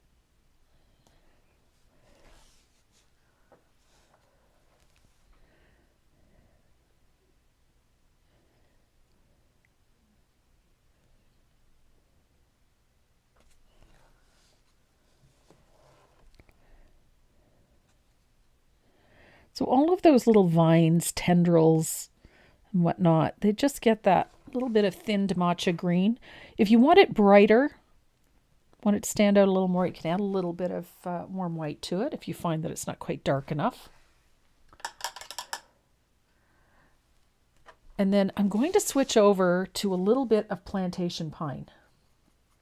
I'm going to thin this out quite a bit with a little bit of Jo Sonja's. And that's going to be all of our little grasses, those thin lines. They're going to be a little on the choppy side. They don't need to be complete. I like them long and airy. Don't worry about the graphite lines because you're going to erase those.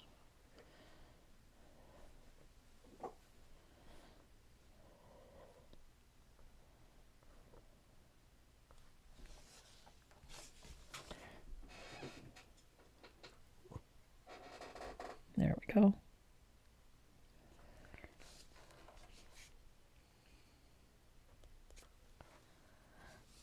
Now you can do some interesting little grasses with a liner brush just by changing the amount of pressure that you put on it.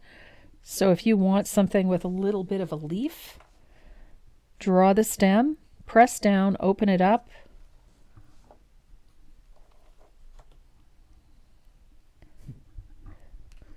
Kathy's wondering if you, after you're finished, do you go back and tweak your work? Oh, always. When I finish it, sometimes I'll let it sit there for a day or so, and then I'll come back and adjust things, tuck in a few little filler leaves or what have you. And as the expression goes, art is never finished, it's merely abandoned.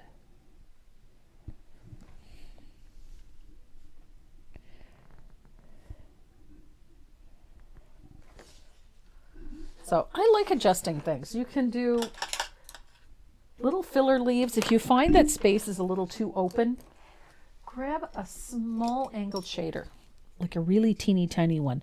This is about as teeny tiny as I get, is these little 1/4-inch angled shaders. And then take a little of one of your transparent greens, like this one here is just that little plantation pine. Load some up on your brush. And then you can tuck little leaves in, just with a little stroke like so. So whenever you're feeling that perhaps it needs a little greenery, but you don't want it to be too heavy, just tuck in little leaves like that. It fills in a little of that negative space without adding a lot of visual weight. No, this isn't a replay. This is live. So you can adjust, and I frequently do, go back and forth and back and forth. Just takes about 15 to 30 seconds. Yeah, there's a little bit of a lag, call it that. So I'm going to dry this. We're going to paint that lettering. Now the easy part about this lettering is that it's just with lamp black. You don't need any special colors. And I'm going to be using a number 2 rigger. That's this one here. It's a number 2. It's a Dynasty Faux Squirrel rigger. And we're going to paint in this lettering. So you need to get your paint thinned. You don't want it too runny. So it's like thick ink. Milk, I think is the best description. And since I have, look at the chisel edge on this brush. It's square. It's not like a liner. Liner brush comes to a point, and when you press down flat, it actually has a curve on it, like a round brush. Whereas a rigger has a chisel edge just like a flat. Makes it ideal for painting lettering. So I've got a number 2. I like this size because I can open this puppy up quite wide and paint in my lettering. Oh, geez. What? Miss Bloomfield's at it again. What did Deb do now? She says, I want it to live forever. So I asked the rabbi how I can achieve this. He said, get married. Okay. Get married, I asked. He said, getting married won't guarantee you'll live forever, but it will end that wish. Oh, God. Careful what you wish for.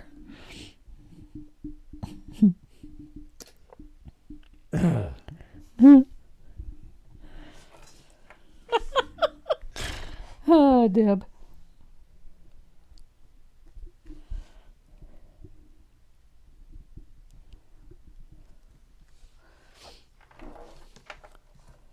Now, this font,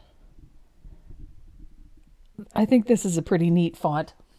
I'm notorious. I buy fonts all the time because I use them in my design work. So I buy them so that the person who designs this font gets paid. So, and I can legally use it without infringing on their copyright. So, at first, when I saw this one, I wasn't sure I wanted to buy it until I saw the name of it. And then I knew I had to have it. It's called Caramel Macchiato. Of course. I had to have it. And then I've discovered just how fun it is for a variety of things. It actually is such a handy little font. And I'm having a lot of fun with it.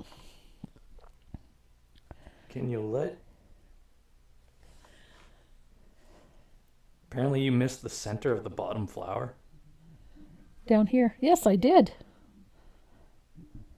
Nice catch. I will fix it. Because if I know anything about painters, it will drive them to distraction. Because it will me now that I know that it's there. It needs the white dip dots. I put the brown ones in.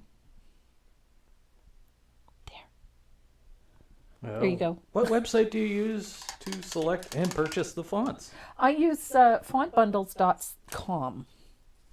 There's actually several really good ones, but I like Font Bundles because it's very much geared for people like us, for creatives. It's really a nice website. Not to mention they have this great little membership program. You can buy a subscription through them, and they have days where you just go and download a whole bunch of stuff for free, and every time you purchase, you get points. It's really a great website, and they have a really great selection.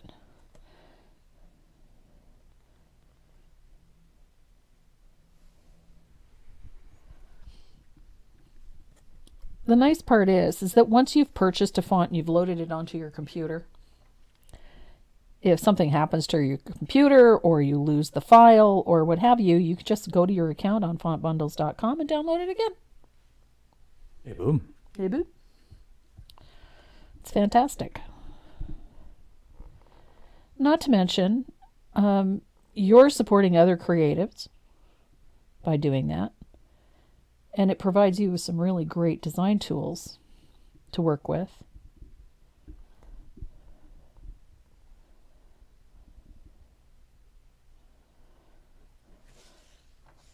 So remember what I said about that shadow at the beginning? I love how it just sort of lifts that lettering off. And then once we're done with this lettering, the only thing we have left is to paint our bumblebees. Now, I believe she uses Pages. yes. That's what you use to create the fonts. Yes. Yeah. Yeah. Pages on Mac OS. Yeah. You can do the same thing on Microsoft Word.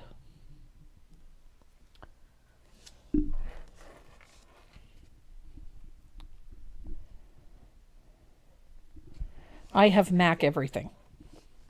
She's the weird one. I'm the weird one in the household. I have Mac everything. Well, when it came to purchasing laptops for setting up the stream, she wanted to go Mac. Then she saw the price of them. Well, and quite honestly, a Windows-based computer for this type of thing is just so much more efficient. Yes. So I can work in either or. I'm functional with Microsoft Word and I'm functional with Apple. So I can work in either or. So it doesn't matter to me. And I don't recommend using a Apple product for streaming. Yeah, it can be a little problematic. Because we started out using an Apple product for streaming. Yeah. And we ran into too many issues, which was another reason that we changed our software because we were having too many issues. Couldn't get sound right. Yep. We have tons of microphones. Yeah. We had a lot of issues with the sound. But we managed to get them sorted. Now we've got pretty cool microphones. Except he's holding his. Didn't want to put the rack up. I thought it was a connectivity issue. Yeah. Like a grounding problem. Obviously isn't. Obviously. We have so much computer stuff in this studio, it's ridiculous. We really do have to clean out that tech drawer one of these days. Not to mention lighting. We'll go into the next century without a problem with lighting. We've got enough lighting to... Well, even if this one burns out, we have another one. We have another one. I also have 4 bulbs. 4 bulbs. 2 for each one. So... Yeah, we're good. I think you're good for lighting. Probably for life. Da-da-da-da. Ooh. What? Patrick with 10 euros. Nice. Thank you, Patrick. This is just so Renee doesn't think he's off the hook. And it's for the puppers. And for the bumpers. Thank you, Patrick. Thanks, Patrick. So for those of you that haven't watched before, you might notice the little green bar at the bottom of the screen that says Glitter Fund. Renee absolutely detests glitter. Yes. I love glitter. He hates it. Uh-oh. Patrick started something. Good. $10 from Janet Roach for the puppers and the glitter beard. So the whole point behind this is that any of the funds that we raise on the chat, in the super chat part of our YouTube channel and on Facebook, the Facebook stars, goes into the glitter fund, which is that green bar there. We have a goal of $1,500 for the glitter fund that we have to fill by the first week of December, which is our special event. I think it's the 12th. Yep. So if we can make $1,500 by that date, Renee has to wear a glitter beard For the 12 days of Christmas. for the 12 days of Christmas event. Let me see what the... have you come up with a date for that? I usually aim for the first Saturday of the month. For the 2nd? Yep. It would be the 2nd of December. So that means the glitter fund, to give us time to prepare, has to achieve $1,500 by the 25th of November. That's right. I think we're fine. So the glitter fund, in case you're wondering, is one, if we make it, Renee has to do his beard up with glitter Yep. and show it live. And the proceeds of all of this foolishness goes to our local SPCA shelter. And that's where the funds from our super chat go anyway every month. So, but we wanted to really do it. We raised $1,000, a little over $1,000 last year. What the hell, Jessica? What'd you do now? Well, she wanted to make it an even $1,000. Oh, good for her. We're determined. So now we're at $1,013.34. Now we're at $1,113.34 because Yeah, there's some people donating off the stream. Yeah. Off stream. Off stream. So that account has another $100 in it. Just saying. So you're at, oh man.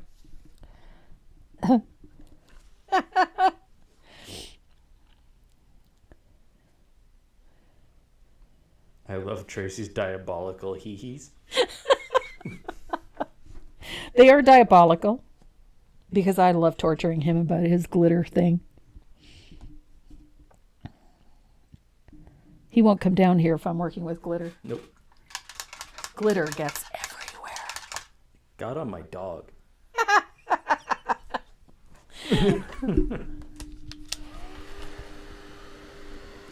So this little guy is coming together pretty quickly. Getting closer and closer. Yeah. Yep. Yep. We're at 60, I'm going to say close to 70% at this point. If you hit 2,000, then I would put lights in the beard. Yes, I did say that. Yep. Oh, believe me, they're keeping track too. Oh, I know. I know. I love it.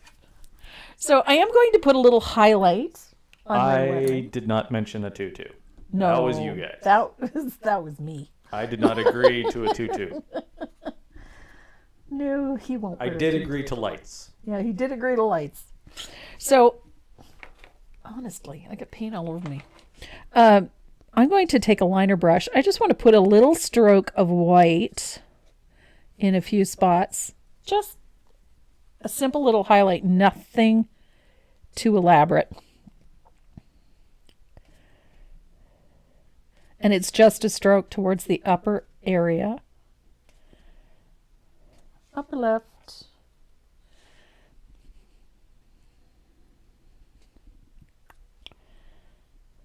Again, Nothing too fancy. That simple little stroke is just a little highlight in a few places.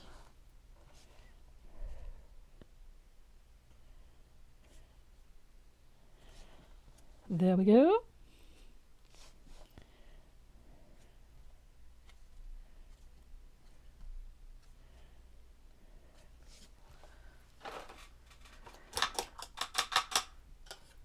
So, I'm going to set this aside. We're going to do a little bit of finishing work on this after we do our bees. I love these little guys. So, my friend Karen at Southern Ridge Trading, she's always so good to me. She made me these little bees. I didn't know she made me these bees, but she made me bees. We have a new member. We do? Yes. Who is it? Alexis. Hello, Alexis. Thanks for joining us. You're going to have fun with the membership.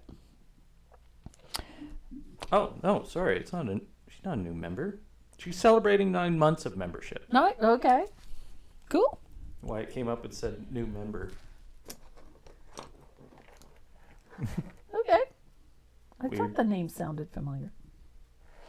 So I'm going to base coat the wings with a little bit of warm white.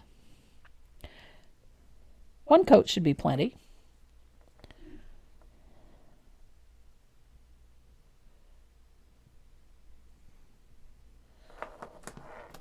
I'm hoping you people choose green for the Green? beard. Oh, for the beard. You just don't want fluorescent pink? Is that what you're saying? No.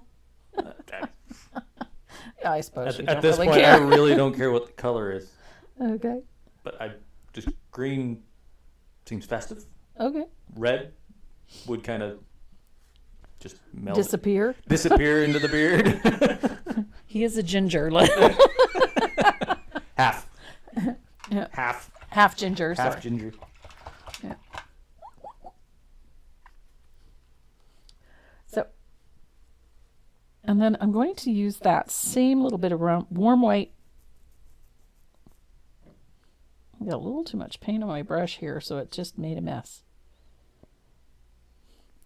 So you're going to paint his little butt white. What about blue? Blue could be festive. I've already found lights. Do you ever use iridescent colors on the wings? I don't, but I could. Holographic glitter. Oh, I have that too. I don't know that it would be easy to get out, though. But it would definitely I'm actually be going to festive. go get the product Okay. for putting glitter in beard. I can't wait to see this. You're going to have to wait a bit. I know.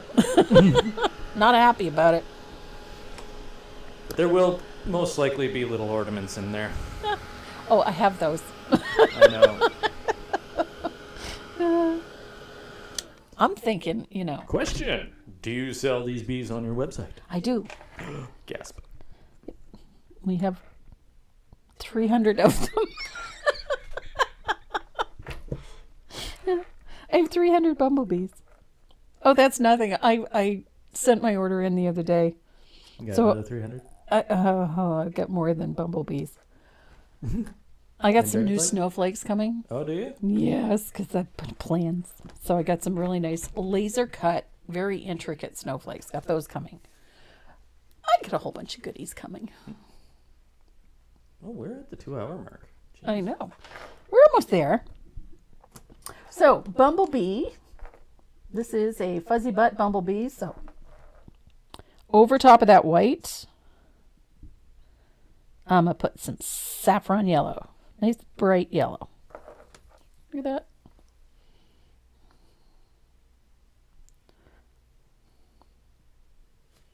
Nice bright yellow. I'm going to dry this real quick. I just think these little guys are super cute.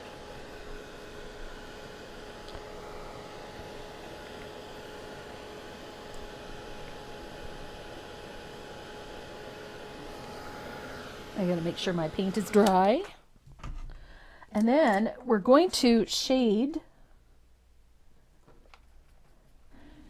I'm going to go on the left side of our bumblebee with a little bit of that same orange that we used on the daisies. And we're going to shade the left side of our fuzzy butt bumblebee. Nice little float of that orange. You could use orange flame. In this case, I'm just using what I had on the table, which was a little bit of spiced pumpkin, but that works. And we have to do something for these wings. Would that be Bahama Blue? Of course it is. Have we met?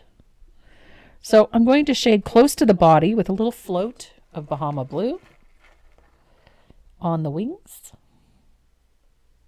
Renee, you'll have to shave your beard and mustache and head to get rid of all the glitter. Well, hopefully not. If he uses the right type of product, we don't have to shave his head or shave him. So there, I've got a little bit of Bahama Blue close to the body on these wings. And I'm sitting here and I'm thinking, somebody asked about iridescence. And I just happen to have iridescent. I got some iridescent turquoise. I should have done this closer to Christmas.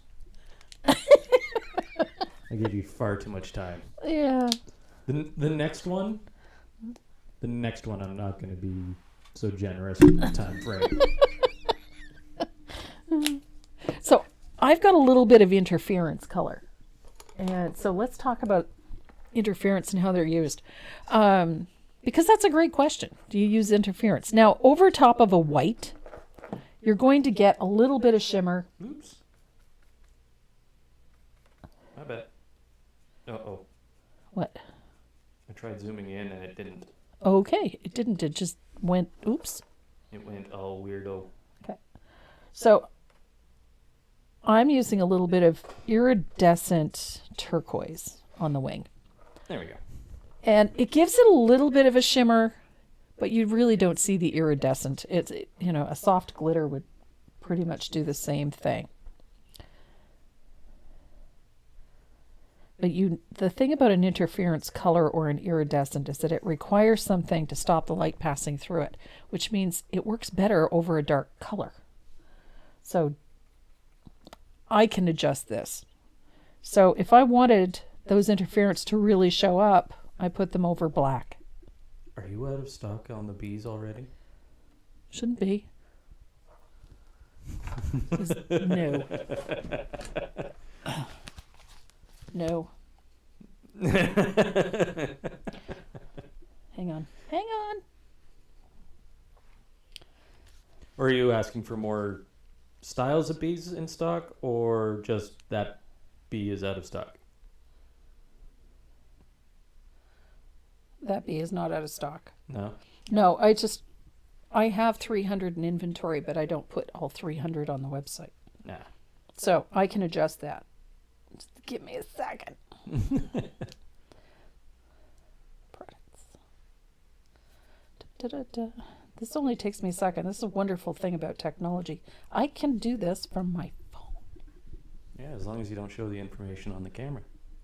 Yeah. It's not. I know. You almost did, though. Almost.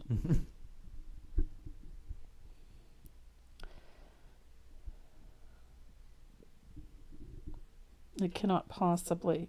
Holy crap. Pardon me. Sorry. Are a lot of them almost gone? Well, it was showing 0. Yeesh. Okay. You're good. Try again. I updated it. Sorry. I do love these bees. I just think that the coolest thing. So that iridescent, I took a little of that iridescent turquoise and I put a little highlight on the body of the bee with it. So you can see it now. You don't see it so much on the wings. Little shimmer, but not a lot. But when you have a dark color, so say a dark green or a black, that's when an iridescent shows its color. You get that really nice little shimmer. So we've got a highlight on our bee. I'm going to thin out a little bit of lamp black, and I'm going to make some fuzz on our bee. Make him a fuzzy butt bumblebee. So I'm just pulling a little lamp black down onto the yellow. And then we're going to put a little band of black, just little strokes. And you're going to go back over it because we don't want a solid band. We want to see some texture. But it usually takes a couple of coats. And then we're going to do the same thing at the bottom of our bee. Like so. So we have this cute little fuzzy butt bumblebee. And I'm going to do the same thing to this one.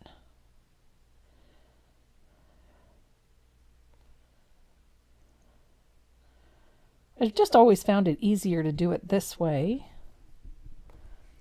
Uh-oh. What? If you reach the total of the glitter fund, do we pick the glitter used? You get to pick the color. You get to pick the color. You guys, as a collective, as a hive mind. No pun intended? Yeah. Get to choose the color.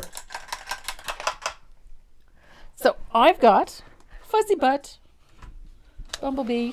I'm going to dry these two guys. We're going to add a highlight. Now there's a couple of different ways you can do this.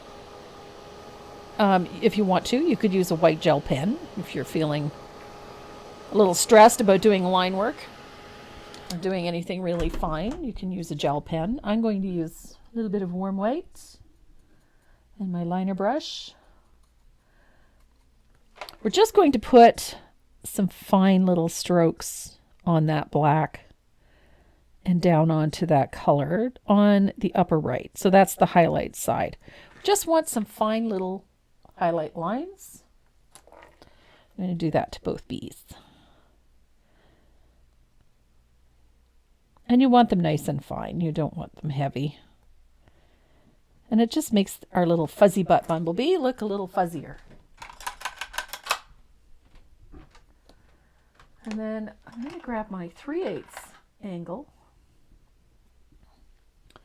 And I'm going to thin out some warm white. Heavily thin it out. I don't want this strong at all. And I'm going to put a little float. Helps if you put it on the right side. Just like that to separate those segments of the body. Highlight side. Just a little highlight. Just to give him a little shape. We're not looking for perfection. Just enough to separate those segments. So we've got highlights in place. And now I'm going to show you my favorite part of this. I love doing this. I'm going to grab my gel pen. And I'm going to add some texture to the wings with a scribbly line. And in case you're wondering, I paint the drawn-on bees exactly the same way. So I just add a scribbly little line to the outside edge of the wings, like so. Bee number 1.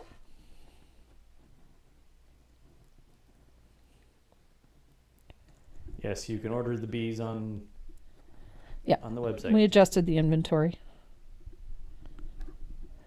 They should be available, unless you guys went through all those already.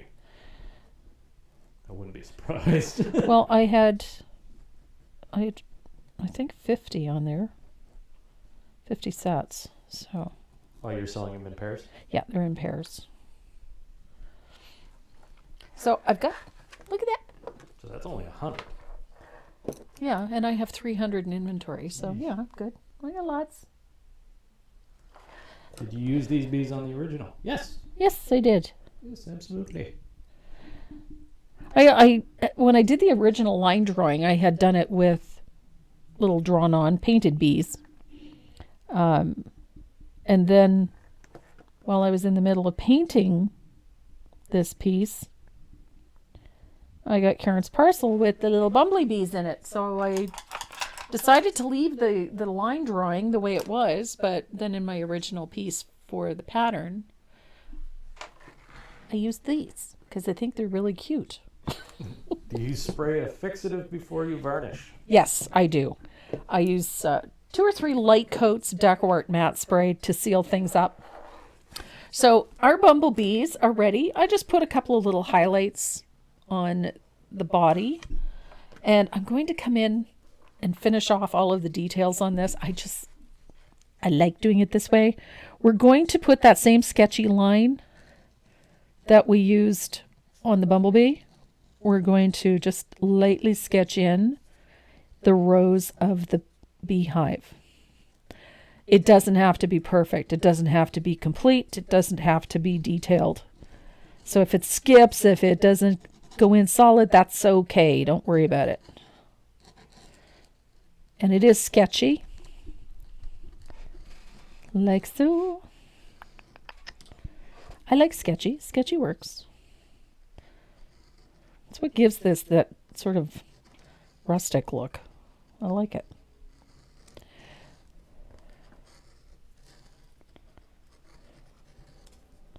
It's one of the reasons I like these Uniball is that they actually do work very well over top of this. So once you have those lines drawn in, those sketchy lines, I like doing this. 2 little sketchy bits like this. It is a 10 by 6. Yep. Or 6 by 10. Yep, it's a 6 by 10 tag.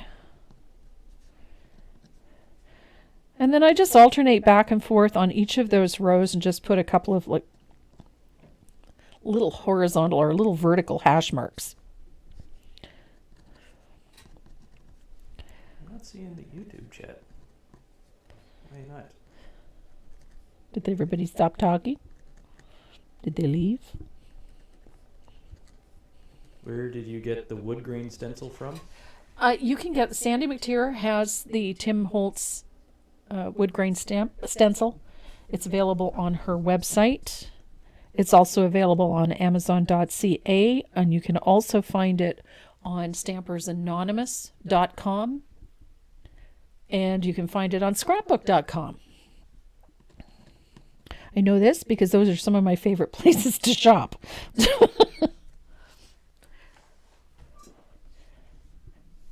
And then I like doing this. I go around and I trace out, put that scribbly line on the edges of my daisies.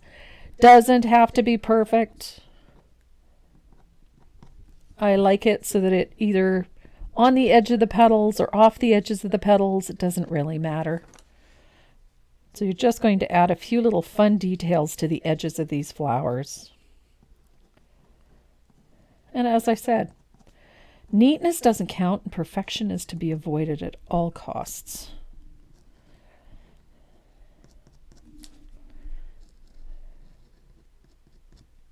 Will you be restocking the breadboards? Yes, I have those coming this week.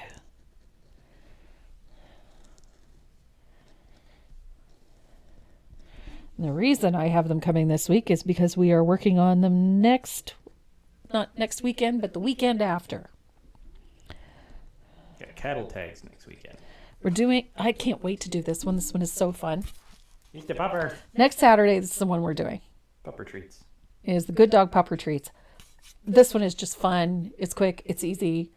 We have the surfaces galore on the website. We have the stencils on the website, which is that fun little paw print. I love that stencil.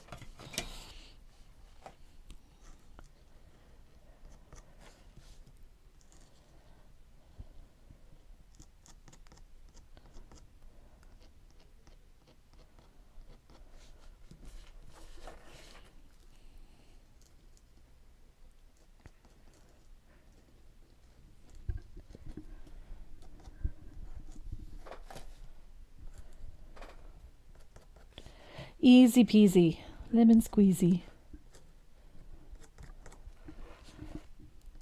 I just like this. I like this sort of irregular, sketchy line around the edges of the petal. It adds a little definition to the petals, lifts them off the surface a little bit, And it defines them nicely without making them too hard-edged, making them too heavy looking. That just gives them a nice sketchy, soft look. Do you sell the tag and the bees as a kit? I don't. Generally, I like to incorporate either a stencil or something with it, and I was unable to get enough of those stencils. I tried ordering some, but most places, the wholesale, they just didn't have enough to accommodate me.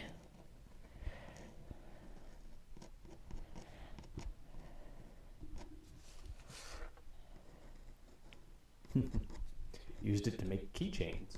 Cool. Used the paw print stencil to make keychains. Oh, yeah. That would be cute. I like that stencil. It's just, you have to sort of find the right theme to work with it. And this one just was perfect.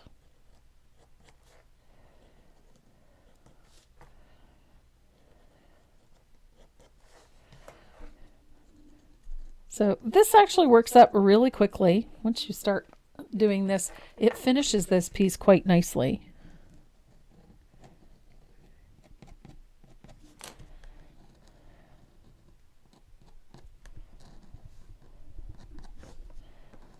So we're almost there. And then we've only got a couple more things to do to finish this.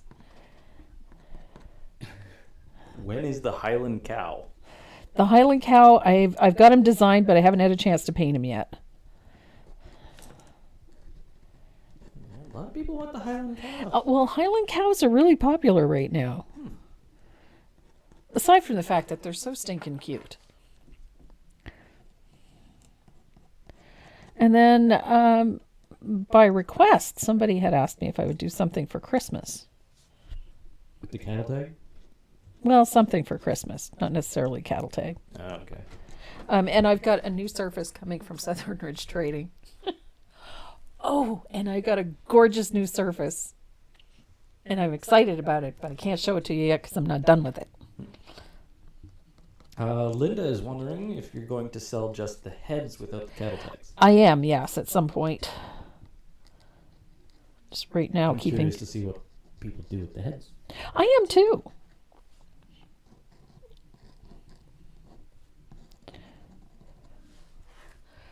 Okay, so I think I'm happy with that.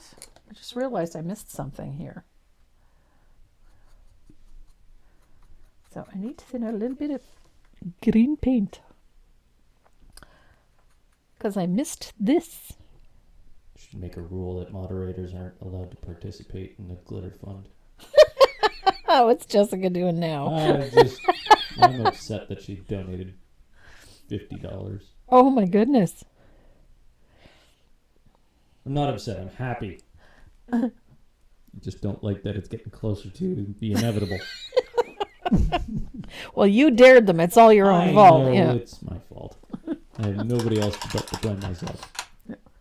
Okay, so got the lettering done, got all my outlining on my flowers done. So now I have to spatter this because I think it'll be fun. And I Gnomes are popular right now. Yeah, Thank you for not painting gnomes. She's done a gnome. I've done a gnome. I've done a few gnomes. I would just, I can paint so many other things, and there's so many people painting gnomes. I don't need to paint gnomes. She does a lot of flowers. I do a lot of flowers. I like flowers. And boys. And boys. Yep. So I've thinned out a little bit of lamp black. And I'm going to spatter my piece lightly. I don't want a ton of this. It can get very heavy-handed. But a little bit of thinned lamp black. You can use the Sphaltum. I come to that. You could use any one of the darker colors that are in this pattern. But I had a lot of lamp black on my palette, so black it is. So a little bit of lamp black. It's funny because I'm looking at it and it looks like to me like there's a lot of spatter on there, but yet on camera it doesn't really show up that well.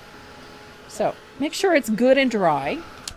And then I'm going to antique the edges of this.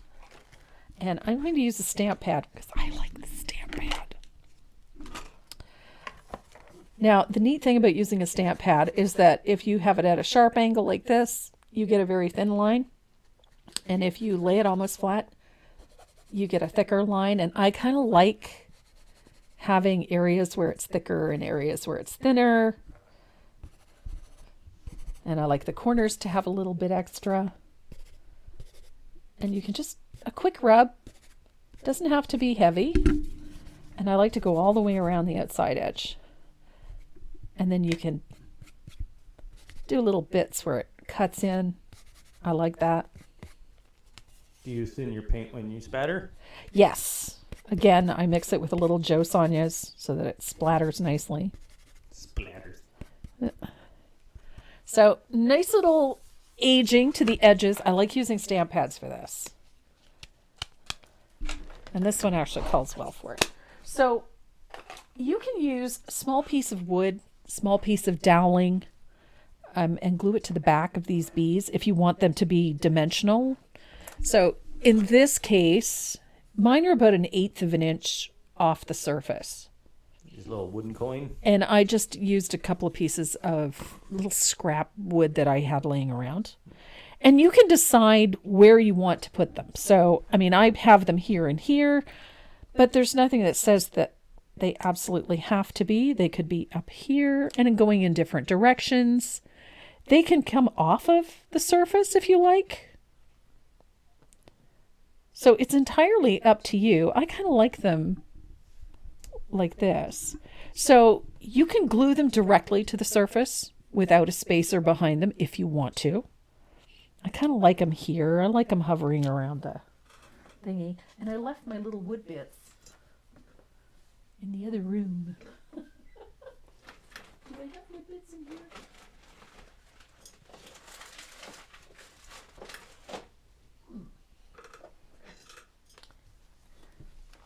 I usually have little bits and bobs in a dish. Talk amongst yourselves.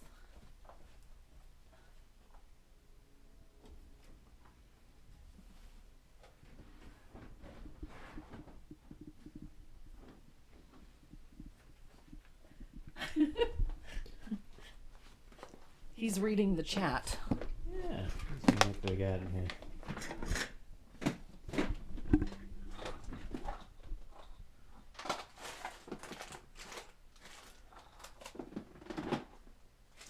I'm looking forward to the raccoon. Oh, so am I, because he's going to be so cute. Little trash panda. Trash panda.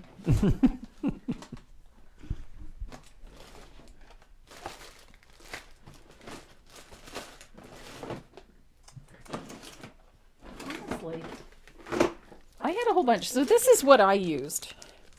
I had a bunch of these kicking around. And I know I have a bag of smaller ones. But do you think I can find them? No. Of course not. I intentionally put them somewhere with the intent of using them today. And now I can't find them. Of course you can't. Of course I can't. Because this studio is a disaster.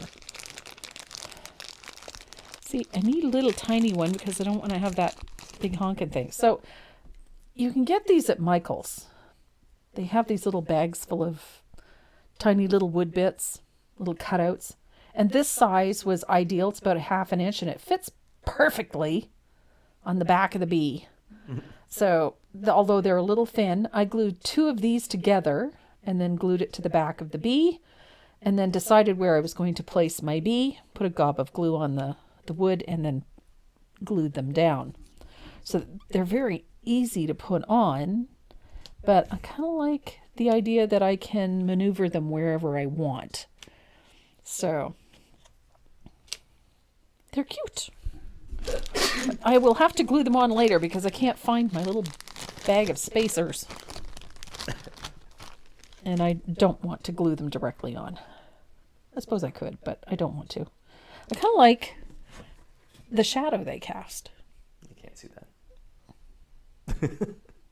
I like the shadow that they cast when they're on there. And I like that they're hovering above the surface. Gives it a little bit of dimension. And then I added this. I just think this would be cute to hang it up, this black and white check. So it's in keeping with our bee design. So this is a really fun one. It's actually a really easy paint. So if you've got a couple of hours to sit down and play, you can make yourself a nice little Be Kind sign. And as I said, if you want to put some other message on there, you can do it. Good. There. Good to go? Good to go. Boop. There you are. I gotta move this over like so. I just think this is a fun sign. I think it's fun to hang up. I think it'd be cute in the center of a wreath, hanging on your front door. All kinds of fun things you could do with it. But it is very cute. But I have to find my bag of spacers. I have corruption everywhere, as you can see. I have stuff everywhere. So I'm really anxious to paint this one. This one's near and dear to my heart. The puppers. So holy smokes, is that wheel ever packed? Oh, you can see it?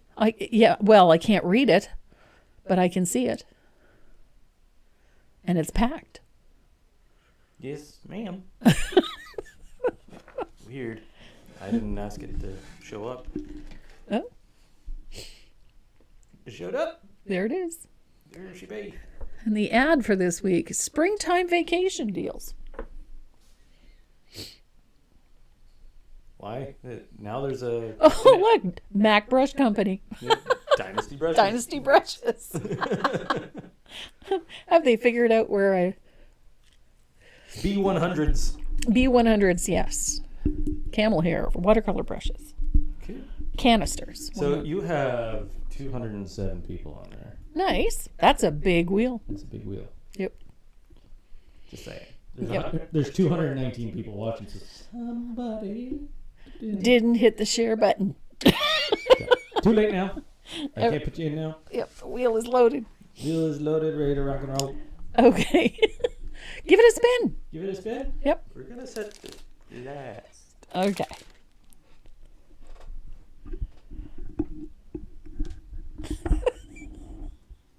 He's still dealing with his microphone. You need a third hand. And I need a third hand, yeah. Spinning the first one. Okay. So there he goes. Did he go? Yeah, it's spinning. Okay. It's spinning. Don't say a word. Not till it pops up. Shush. I can't see that. Carolyn Fassel. So Carolyn, you're getting one of those surprise packs. I'm not sure what's in them. I know some have brushes, some have pens, everything has goodies in it. So you could get stamps, you could get brushes, all kinds of goodies in those things. Yeah. Next up is Cleaning. now the contents of these giveaways, these little surprise packs or these art stuff bags are generally courtesy of companies like Stampendous, Southern Ridge Trading, Cupboard Distributing. We have surfaces sometimes, there's stamps sometimes, there's brushes from Dynasty Brush sometimes. There's always a pile of goodies in there, as well as sometimes we throw in Tombow products, so you'll get Tombow mechanical pencils or erasers, or there's always some nice goodies in there courtesy of people that support this channel. James Kloiber. James Kloiber. I was going to say, you'll have to take that one off. They're watching? What's that? What? Never mind. What do you mean watching? No, I'll tell you about it later. It kind of struck me odd. Deanna Swindlehurst. Awesome sauce. Deanna Swindlehurst. And now we've got one last one. It's that brush roll, courtesy of Dynasty Brush. It is full of a beautiful set, 10 brush set of Dynasty Water Lily brushes. Oh, that big one.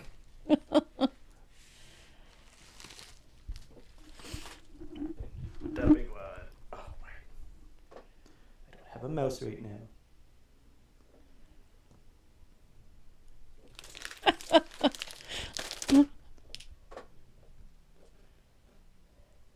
Clickety. Here we go. Last one. Last one. So this is that big one, that big brush roll. The big brush roll goes to Chris Neese. Awesome. Why is my computer doing that? I don't know.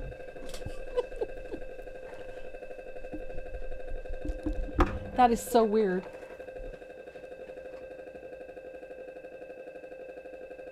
Turn the volume off. My computer just started making an alarm. Don't know why. Try weird.